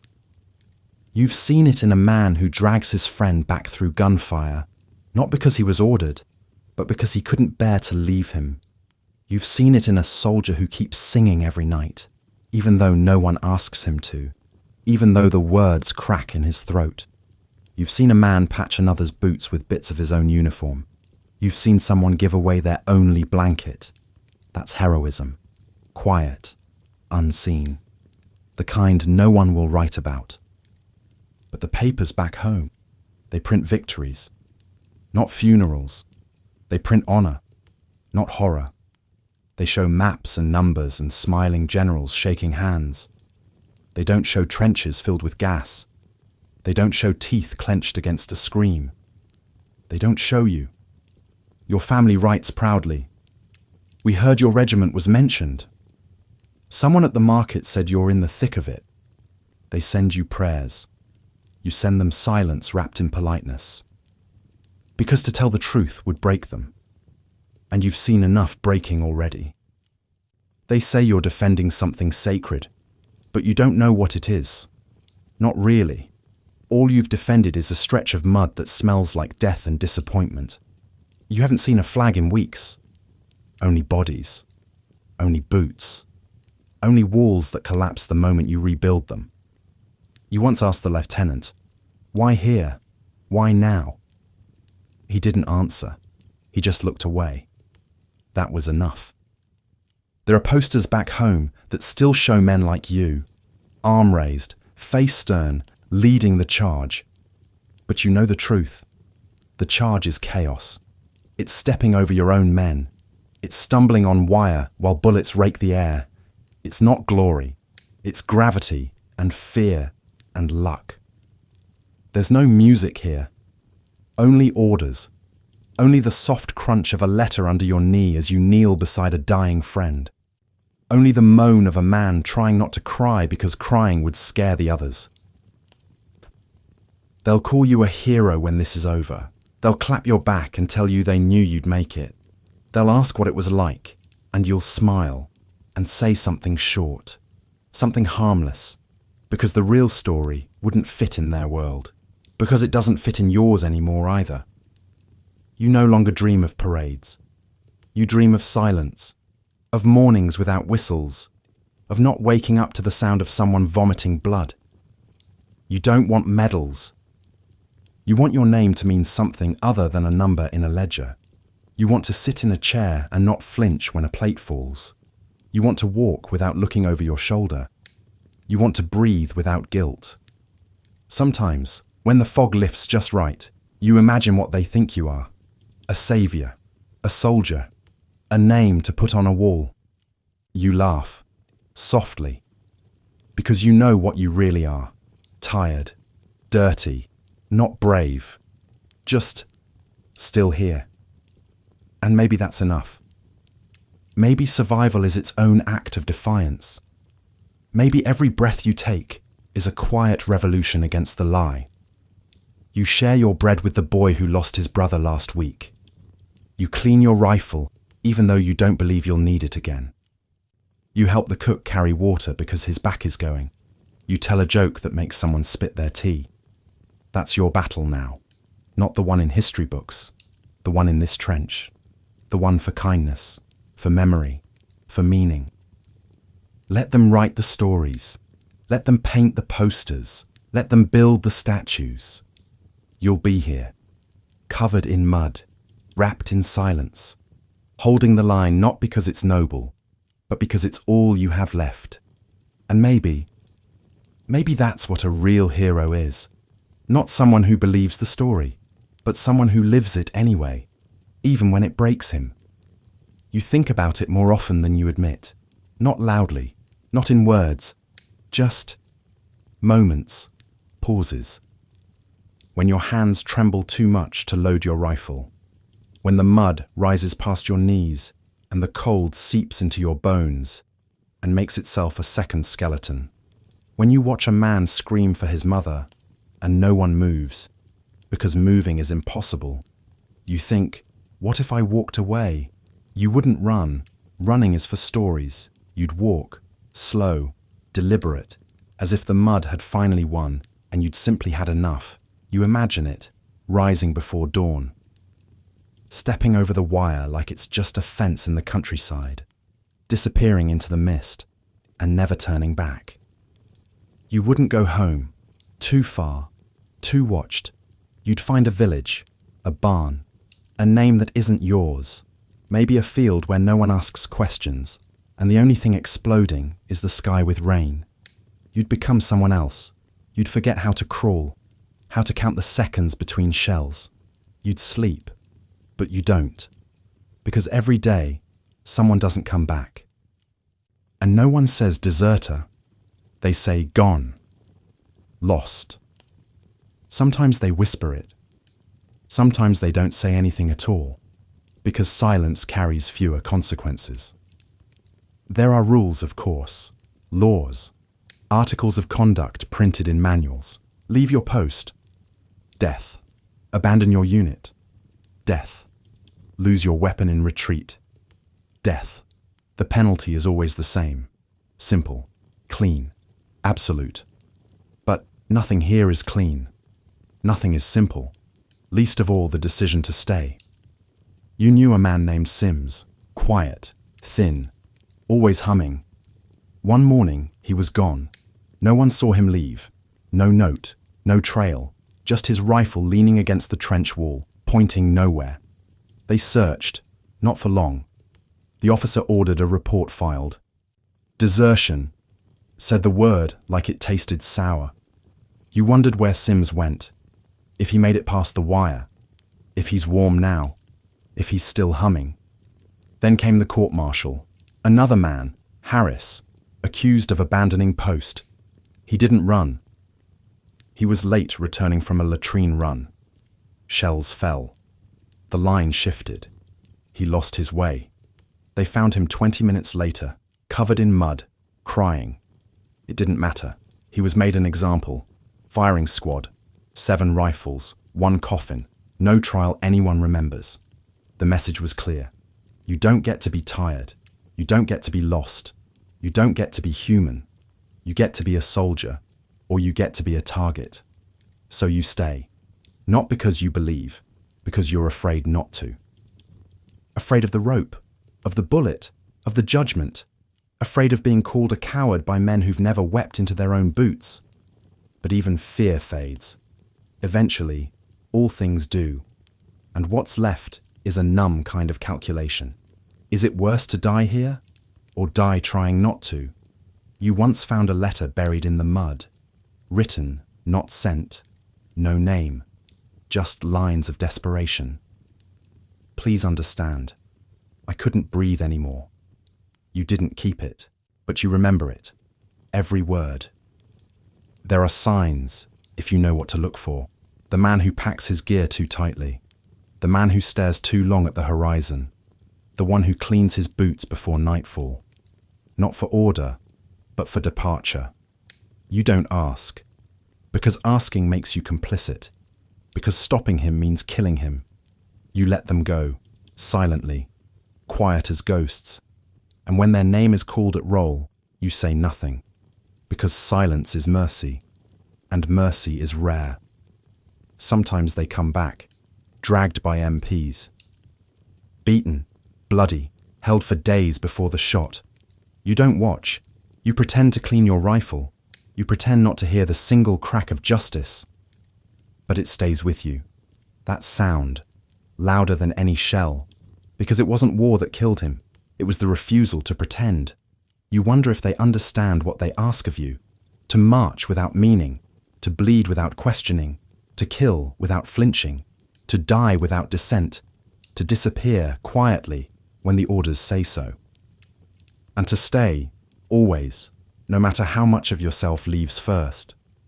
You don't romanticize desertion. You don't see it as bravery. You see it as something else, something older. A quiet rebellion against the lie that obedience is honor.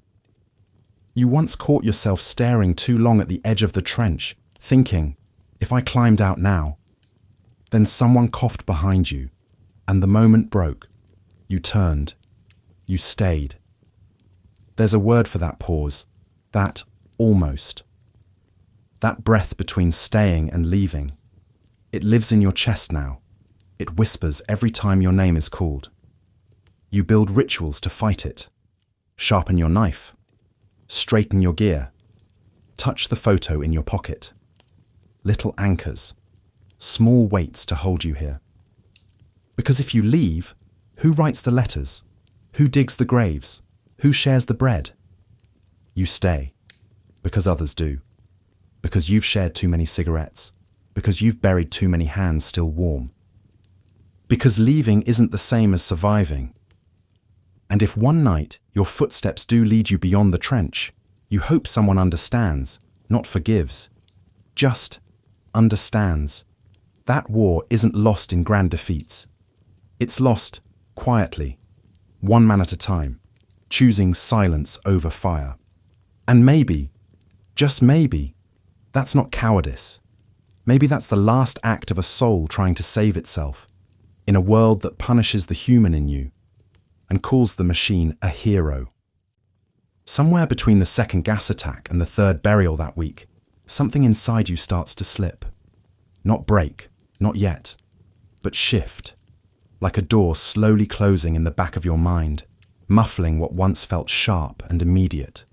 Names blur, faces blend, days flatten. You start to feel less like a man and more like a shadow wearing boots. And so, you search for anchors, little rituals, tiny acts of defiance against the slow unraveling of your mind. The first ritual is music.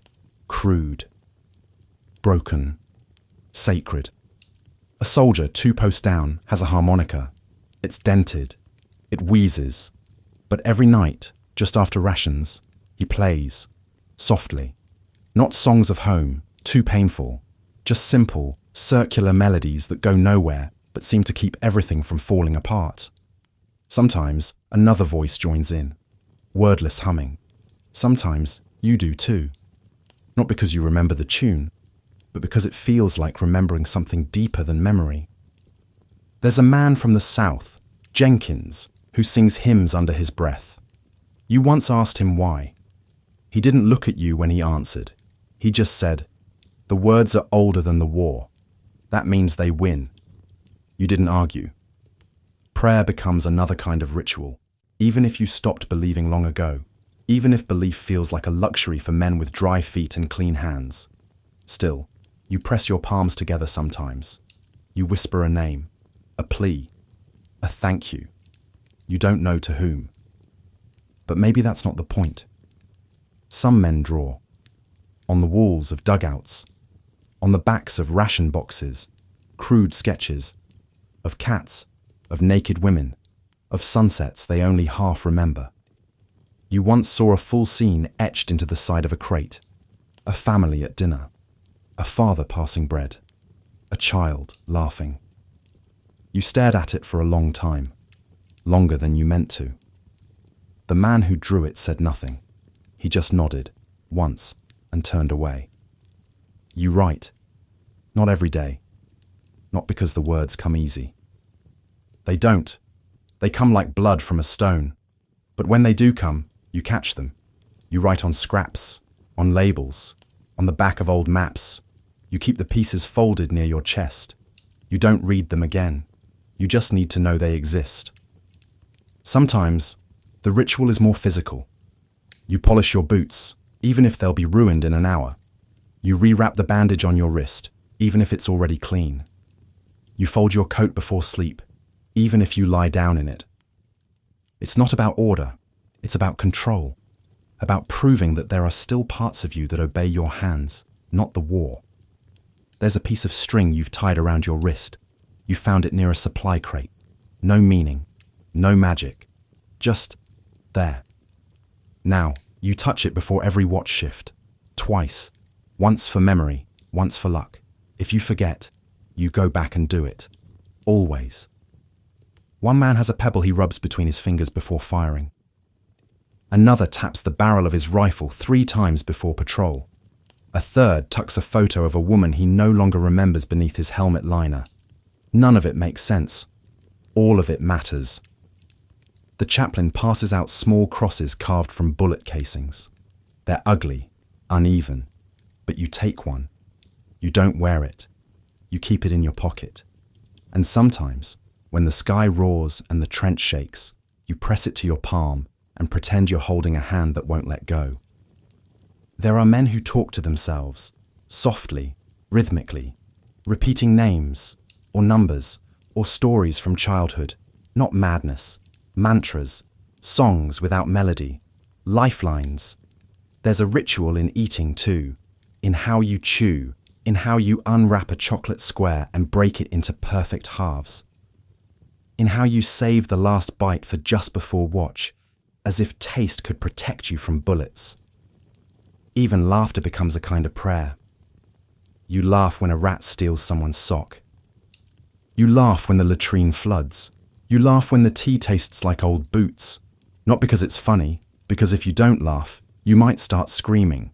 And screaming here doesn't stop until someone carries you out. You develop a ritual for remembering the dead. Not official, just yours. A look at the sky, a name whispered into the fog, a button sewn into your sleeve, a word scratched onto the inside of your rifle strap, so they stay with you. so they don't vanish completely. Sometimes the ritual is silence. 10 minutes before sleep, no speaking. Just sitting, breathing, listening to the world without trying to fix it, letting it exist, letting yourself exist inside it, without action or apology. One night, you find a book someone left behind, half burned, water damaged. You don't read it, you just hold it. The weight, the pages, the idea of it. Proof that once, someone told stories not because they had to, but because they wanted to. You wrap it in cloth and keep it near your bedroll, your small shrine to what peace might feel like. You make a game with another soldier. You each tell one truth, one lie. Every evening, just before sleep. Sometimes the truths are unbelievable. Sometimes the lies are kinder than the facts. It doesn't matter who wins, only that the game exists, that play survives. You whistle a tune before each patrol, same one every time. No one knows what it is, not even you. It came to you one day and never left. You hum it under your breath when you're afraid. You think the others have started humming it too. You don't ask, you don't want to break it. There's a ritual in the way you wake up. You open one eye, you listen for birds, not because they mean peace, but because their absence means worse. Then you touch your chest. 1, 2, 3, still here, still breathing, still something left to carry. And when a new recruit arrives, wide-eyed and shaking, you share a piece of your ritual, not all of it, just enough. A joke, a tip about folding socks, a piece of chocolate. It doesn't seem like much, but it plants a seed. And sometimes survival grows from seeds you don't even know you've sown. The war wants to strip you bare, to turn you into numbers, to replace your name with noise. But rituals remind you, you are still someone. You still have habits, tendencies, tenderness. You still choose, even when the choices are small. That string around your wrist, you've tied it 3 times now. It's frayed, but it holds, like you. Like the rhythm of a song no one remembers writing, still playing, softly inside the darkest places of you, still there, still singing. It began with singing, soft, tentative, just a voice, barely rising above the crackling frost. You almost didn't hear it, too used to wind, to creaks, to the distant coughs of wounded men. But this was different. A melody, not a shout, not an order. A song. You looked up, confused. Others did too. It was coming from the other side, from the trench across the no man's land. That dead strip of earth you'd been told never to cross, never to look at for too long. It was German. You didn't know the words, but you knew the tune. Stille Nacht. Silent night. And then something happened. Someone beside you, Jenkins maybe, began humming along. You followed. So did others. The voices built, slow and fragile, like a bridge made from sound alone. And for the first time in months, the front line became a choir.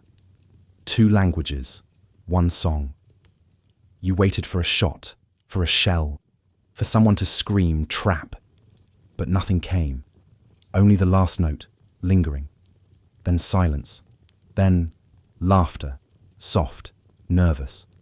And then, in the grey of morning, figures rose, hands empty, arms up. The enemy, your enemy, stepping into the no man's land with the same hesitance you felt in your bones. No one fired. No one moved to stop them.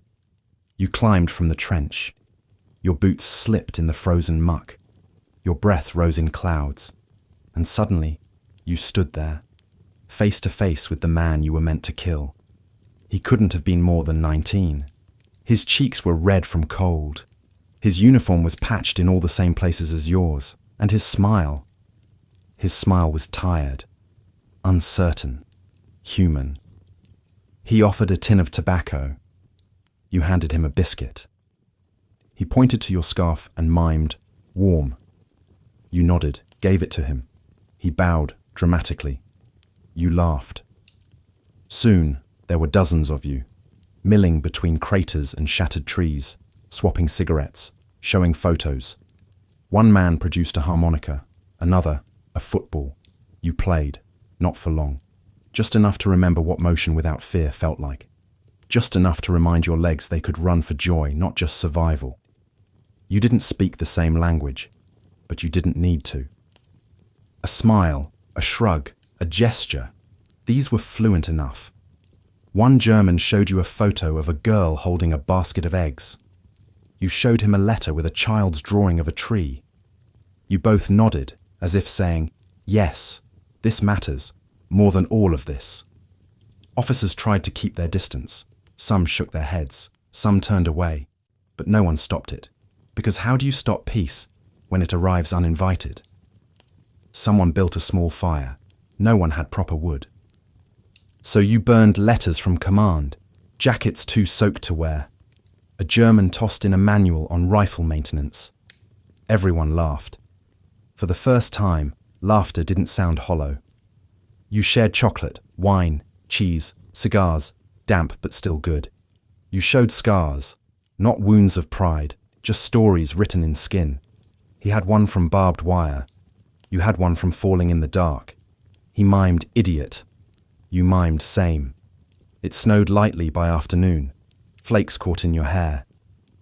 You tilted your face upward and let them melt on your tongue. And you noticed he did too, as if remembering what sky could feel like when it wasn't falling in pieces. Someone carved a tree out of wire. Someone else hung a button from it like a star. It wasn't beautiful, but it was honest. And maybe that's what made it sacred. You stood beside the boy again. You never asked his name. He pointed at your coat, at a hole near the elbow. He reached into his own and handed you a patch. Green wool, shaped like a leaf. You didn't ask why. You just took it. And later, you sewed it on. You still wear it now. As night approached, someone began to sing again. A different song. One you didn't know. So you just listened. And when it ended, you clapped. He did too. And for that moment, you weren't enemies. You were boys. Just boys. Trying to survive a world that forgot how to be gentle. The next morning, you didn't fire. Neither did they. You stayed in the trench. So did they. And for one more day, the war held its breath. But peace is fragile, and command does not sing. By the third day, new officers arrived. Angry, loud, confused. Who gave the order? Why weren't you shooting? Do you know what this means? You said nothing. Because how do you explain what it meant? The shelling resumed. The first blast cracked the sky like punishment. You flinched. Everyone did. And you looked across the field. No one stood now. No songs. No fire. Just helmets. Low. Hidden. Like you. Like always. But something had changed. Not out there. In you.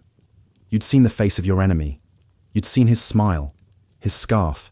His photo. You'd heard his song. And that doesn't go away. You dream of him sometimes. That boy. Still 19. Still standing in snow.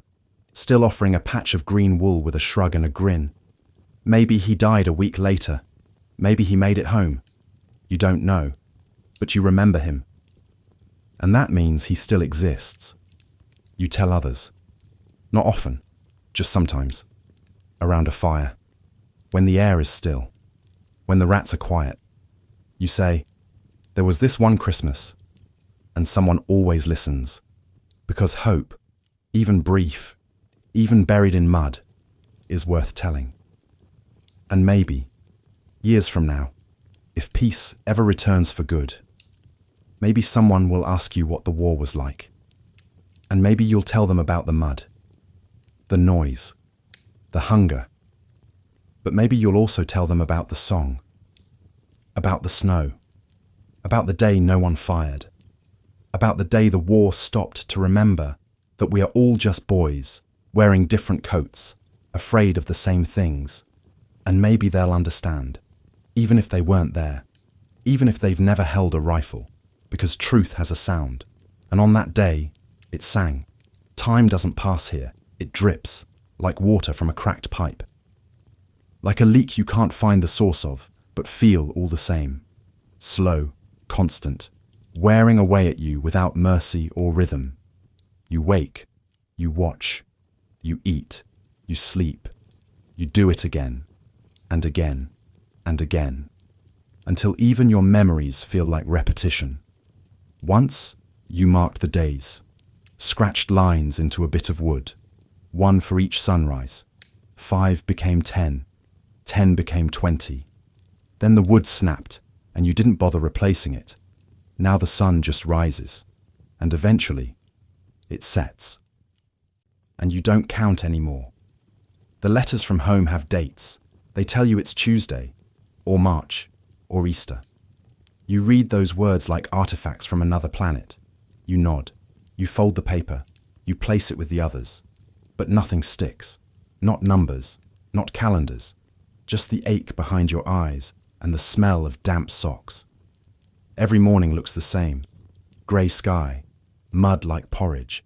The same man snoring. The same cough echoing down the trench.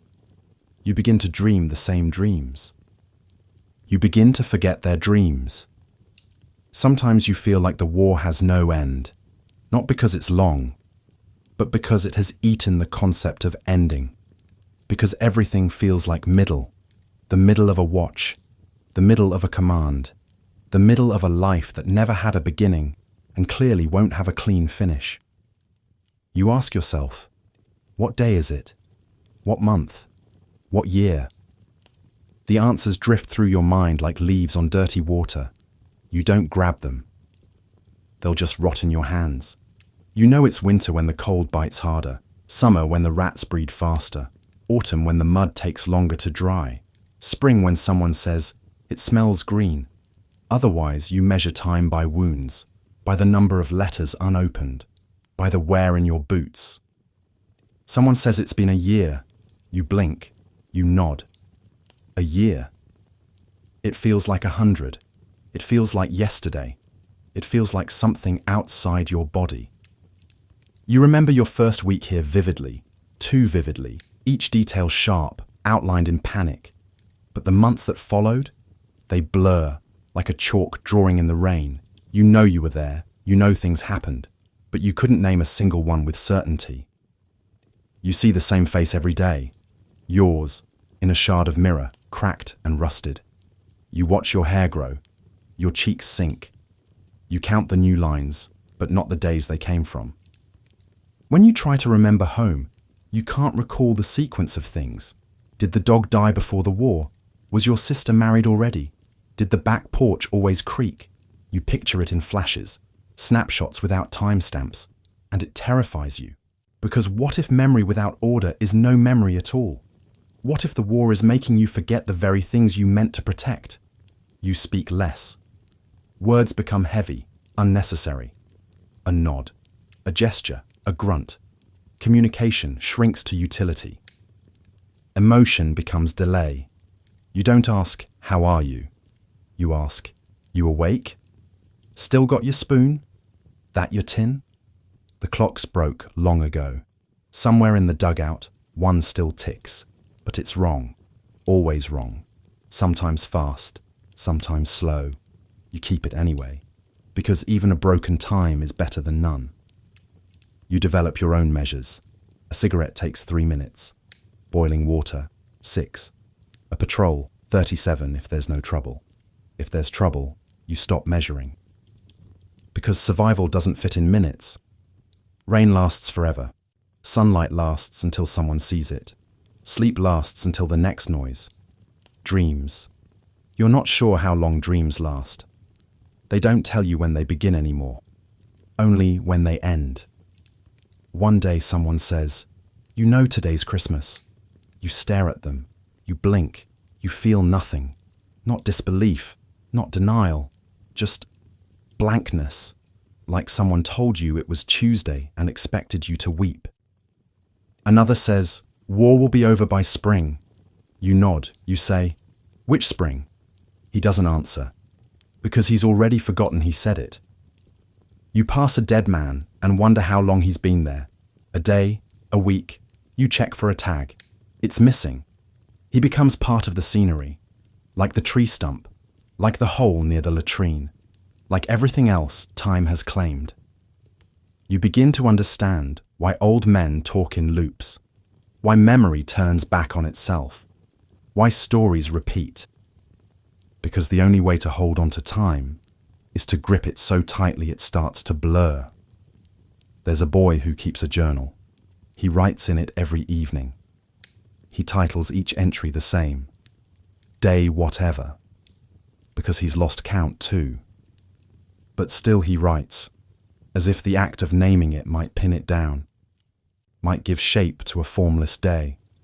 You envy him, but you don't write. You don't want proof of how much you've lost.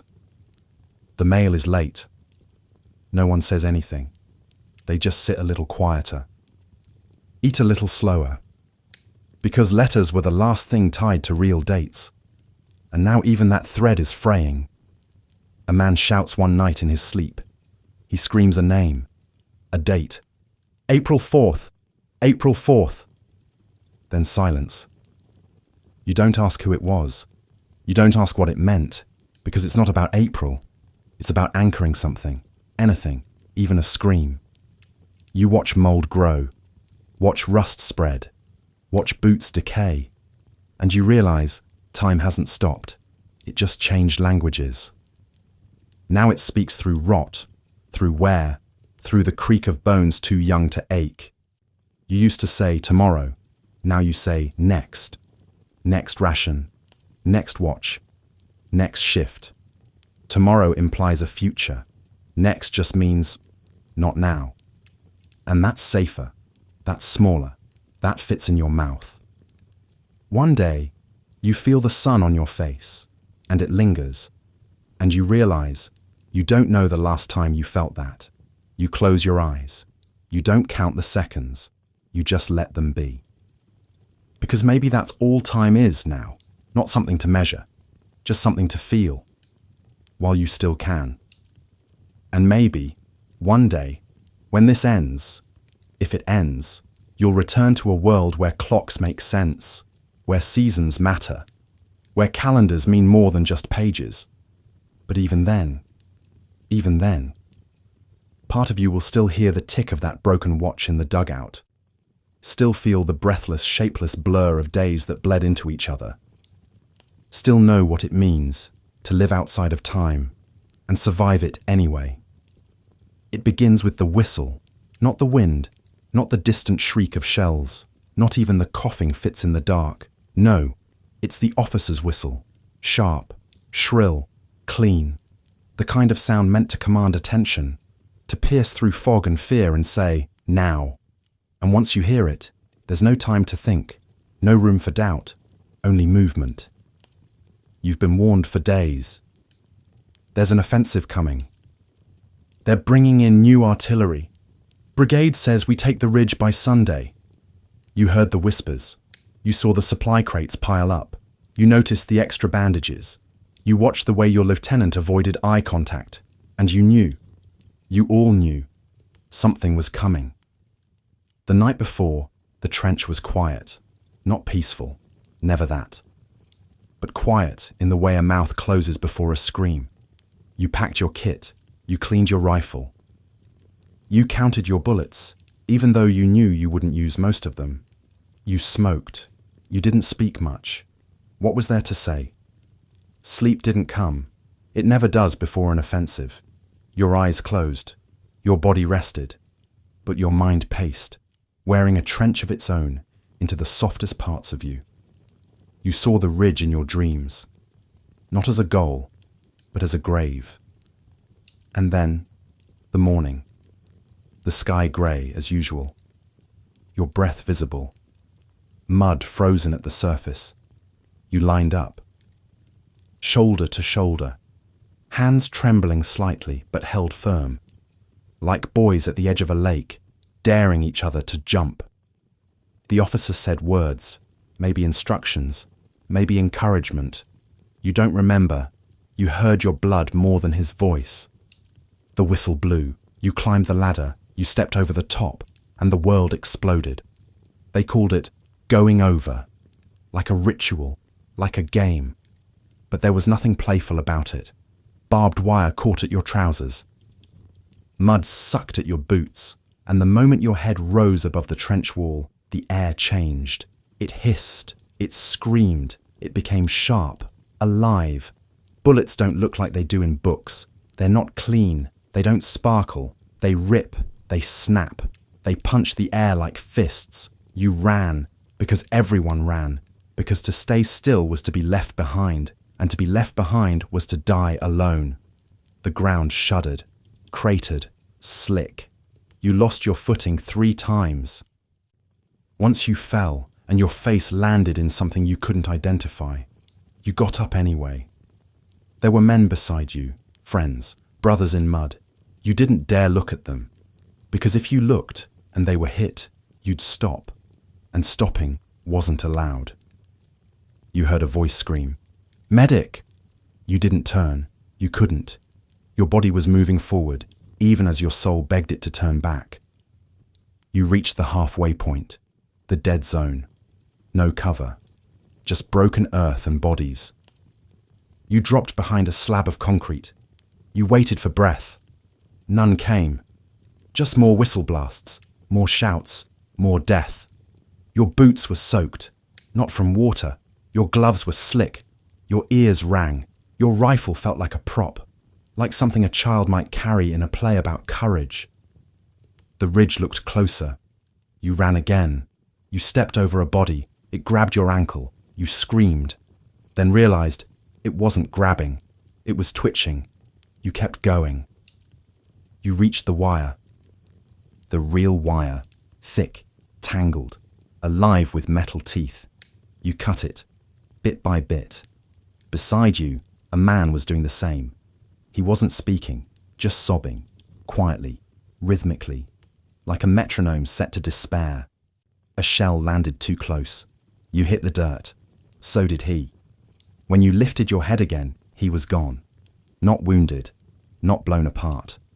Just gone. Swallowed. You crawled the last 10 meters. Your knees bled through your trousers. Your hands bled through your gloves. You reached the base of the ridge. You didn't climb. You waited. For what? You didn't know. Orders, air, permission, forgiveness. Eventually, someone shouted, "Fall back." You didn't argue. You turned. You ran. Faster, somehow, than before. Not because you were brave, because you were still alive. The trench reappeared like a memory. Men reached for you, pulled you in. You fell. You screamed. You wept. You vomited. No one said a word. Roll call. 10 names didn't answer. 2 groaned from stretchers. 1 bled from both ears and didn't notice. You didn't speak, just stared at the wall, as if it might collapse and take you with it. They called the assault a tactical advance. They said, "We held ground." They said, "The line moved forward." You wanted to ask, which line? The one we drew, or the one we crossed inside ourselves and can't go back from? You cleaned your gear. You drank your tea. You stared at your boots and wondered whose blood still stained the soles. Later that night, you found a scrap of cloth in your coat pocket. It wasn't yours. Green wool, a patch shaped like a leaf, from the Christmas truce, from the boy on the other side. You held it. You breathed. You remembered what it felt like to sing. Then you folded it again, and you waited for the next whistle. There's always a letter that never gets written. It sits quietly in your chest, fully formed but never spoken, because there's never time, or the right paper, or the right words, or maybe it's because some truths feel too large to fit between lines, too fragile to survive ink. You see it happen again and again. A man falls, a medic runs, then someone, often you, checks the pockets, for a tag, for identification, for something to send home. And there it is, half a page, folded once, spotted with mud, or worse. Sometimes only a name at the top, Sometimes a few broken sentences, never finished, never mailed. You hold it, you read what you can, and then you tuck it away, because no one tells the family he died with half a letter. They only hear what was sent. You think of your own, the one you haven't written, the one that starts, if you're reading this, but then you stop. Because writing it feels like an invitation, like saying goodbye before you've been asked to leave. So you leave it unsaid. But you carry the words inside. It starts with her name, not a greeting, not dear, just the name, plain, sacred, like a prayer that only your hands know how to hold. You tell her, I'm tired, not in the way that sleep fixes, in the way that roots feel when the soil is dry, in the way walls feel when they've been hit too many times. You'd say, I think of you, not every second, not always, but in strange, sharp flashes. When the sun hits the trench wall just right. When someone hums a tune that sounds like home. When your fingers ache and you remember how small hers were, holding yours. You wouldn't mention the blood, or the cold, or the smell. Not because you want to protect her, because you don't want to bring that part of the world into hers. Because some things should stay buried, not under dirt, but beneath silence. You'd tell her about the boy who carried a harmonica, even after he'd lost 2 fingers. About the man who painted birds on spent cartridges. About the joke someone told during a gas attack.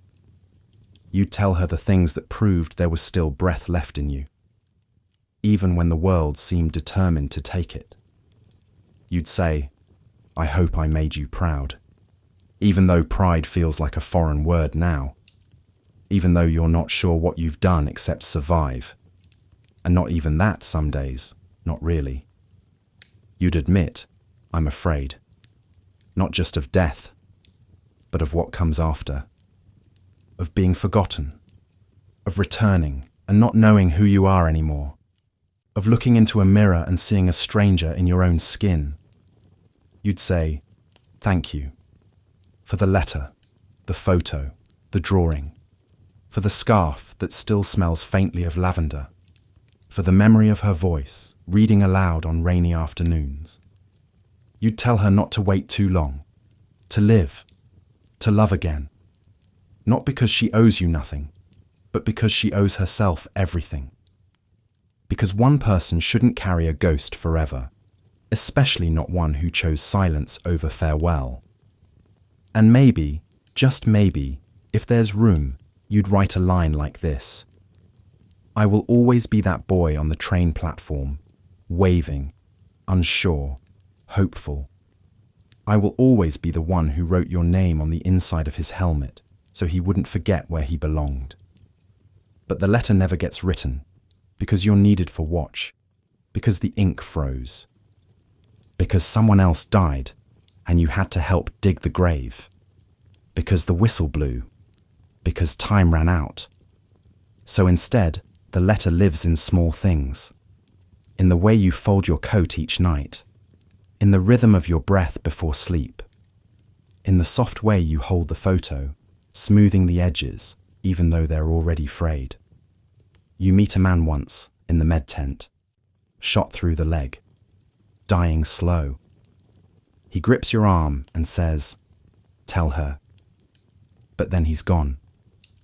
And you don't know who her is, so you keep the words, add them to the letter you'll never write. Sometimes on quiet nights, you imagine dictating it, aloud, to the stars. You speak the words softly, mouth barely moving. And in that whisper, you become something more than a soldier. You become a memory in the making, a voice carried on wind, a truth too fragile for paper, but perfect for eternity. And maybe, somewhere, she hears it, in a dream, in the hush between breaths, in the way the light hits the kitchen table at dusk. Maybe she stops, just for a moment, and smiles without knowing why. And maybe that's the letter too, sent without a stamp, received without a sound. If there is a heaven for unfinished thoughts, let it be filled with words like yours. Let it echo with the names that never made it home. Let it cradle the last lines that were meant to heal, meant to reach, meant to say, I lived, I loved. I didn't get to say it then, so I'm saying it now. The rumor starts quietly, not through grand announcements, not on posters or loudspeakers, just a murmur, a hush in the trench at dusk. Armisticio. You don't breathe for a moment, suspended in a word you half remember, a word that once meant something else. Peace. You wait, for confirmation, for orders, for a whistle that says, hold fire, not go forth. And then, it comes. The whistle. Clear, calm, unbelievable. The whistle you've been conditioned to fear is now offering relief. Your hands tremble, not from cold, from hope. All around you, men freeze, guns lowered, eyes scanning. You think, did they feel it too? That sudden emptiness where conflict once lived. You climb from the trench, boots still muddy, rifle still slung, heart pounding. You step into no man's land, half expecting it to be a trap, half longing for it to be real. They do the same, from the other side, hesitant, unsure, but still stepping forward. Just like that Christmas, a year ago. The wind is different today, less distant, less hungry. It carries new smells, smoke from fires, grass from spring, bread from somewhere safe. You meet him, the boy from before. You thought you'd forgotten his face, but memory doesn't lose what matters. He stands there, wearing the same patched coat, eyes bright, tired, hopeful. He nods, you nod, and it means everything you can't say. They shake hands, they speak broken words, jokes about cold, about families, about uniforms. Nothing deep, but enough. Back in the trench, the officers come, their faces unreadable. They bark, they clear. They order us to clean, repair, hold lines until trains come. Peace is not permission, not yet. But they bring letters, from home, from villages, from people who thought you were gone. And they say, you're going home. The words echo. You touch your chest, still cold. You hope your heart is still there. They unload supplies, not bombs, food, sheets, soap. Disbelief tastes strange in your mouth. They comb your hair. They wash your clothes. They patch your boots. You feel lighter, not brave, not grand, just less burdened. There's a nervous laughter, a shared relief, like survivors stepping off a sinking ship. You exchange letters with the boy, a proper envelope this time, handwritten. He says the same things your family did, that they never stopped waiting, that the world felt incomplete without you. You look at your uniform, the number stitched into the sleeve. You wonder, do you still belong here? Or is this skin another costume for a world that moved on without you? Then comes the train. Steam, smoke, noise you forgot. The platform is crowded. Families, friends, villages. Some hold flags, some just hold tears. You step off. Your boots clank. Your heart falters. The boy waves from another train. He smiles. You smile back. But home isn't what you remember. The porch is coppered by light. But the door stays shut. Inside, the walls look the same, the portraits unchanged, the air stagnant. You walk through rooms, your brother older, your sister married, the dog gone. You remember its bark, but the quiet confirms it's gone. Your mother meets you in the living room. Her legs shake under her dress. She closes the distance. You stand in the doorway, wondering who you are. Underneath. She hugs you, strong, relieved. And you cry, first time in years. No shame, no war, just grief for what happened, and relief for what survives. You unpack, you hang your uniform. It looks stiff, wrong. You leave it. for now. You walk outside. The sun feels alien. Toes squish in clean grass. You breathe deep. Neighbors greet you. They don't ask how many died. They just say, "Welcome back." You nod, because welcome feels heavy. You visit the pub. They shout your name. They pour drinks. You don't drink. Too much. Instead, you laugh, quietly, careful. You sleep in a bed again, unsupported, without anticipating whistling. You awake without shadows. You dream again. Some nights you wake, cold sweat. You remember the trenches, the whistles, the boy. You sit up, touch the wall. It's just wallpaper. Time moves strangely. It flows. It snaps. It doesn't break. You go back and visit the trained ridge. It's a hill now. Daisies bloom. No wire. No voices. Just wind and grass. You stand there, remembering. Not feeling pain. Not feeling peace. Just feeling you are. You don't know who you are yet, but someone is letting you exist inside this world. Years will come. Faces. Jobs. Children. Weddings. Sleepless nights. But in each moment, you'll hear a memory, a whistle, a song, a boy, a promise. You carry them, not in medals, not in sorrow, not in bragging, in silence, in breath, in life. Because the war taught you something simple.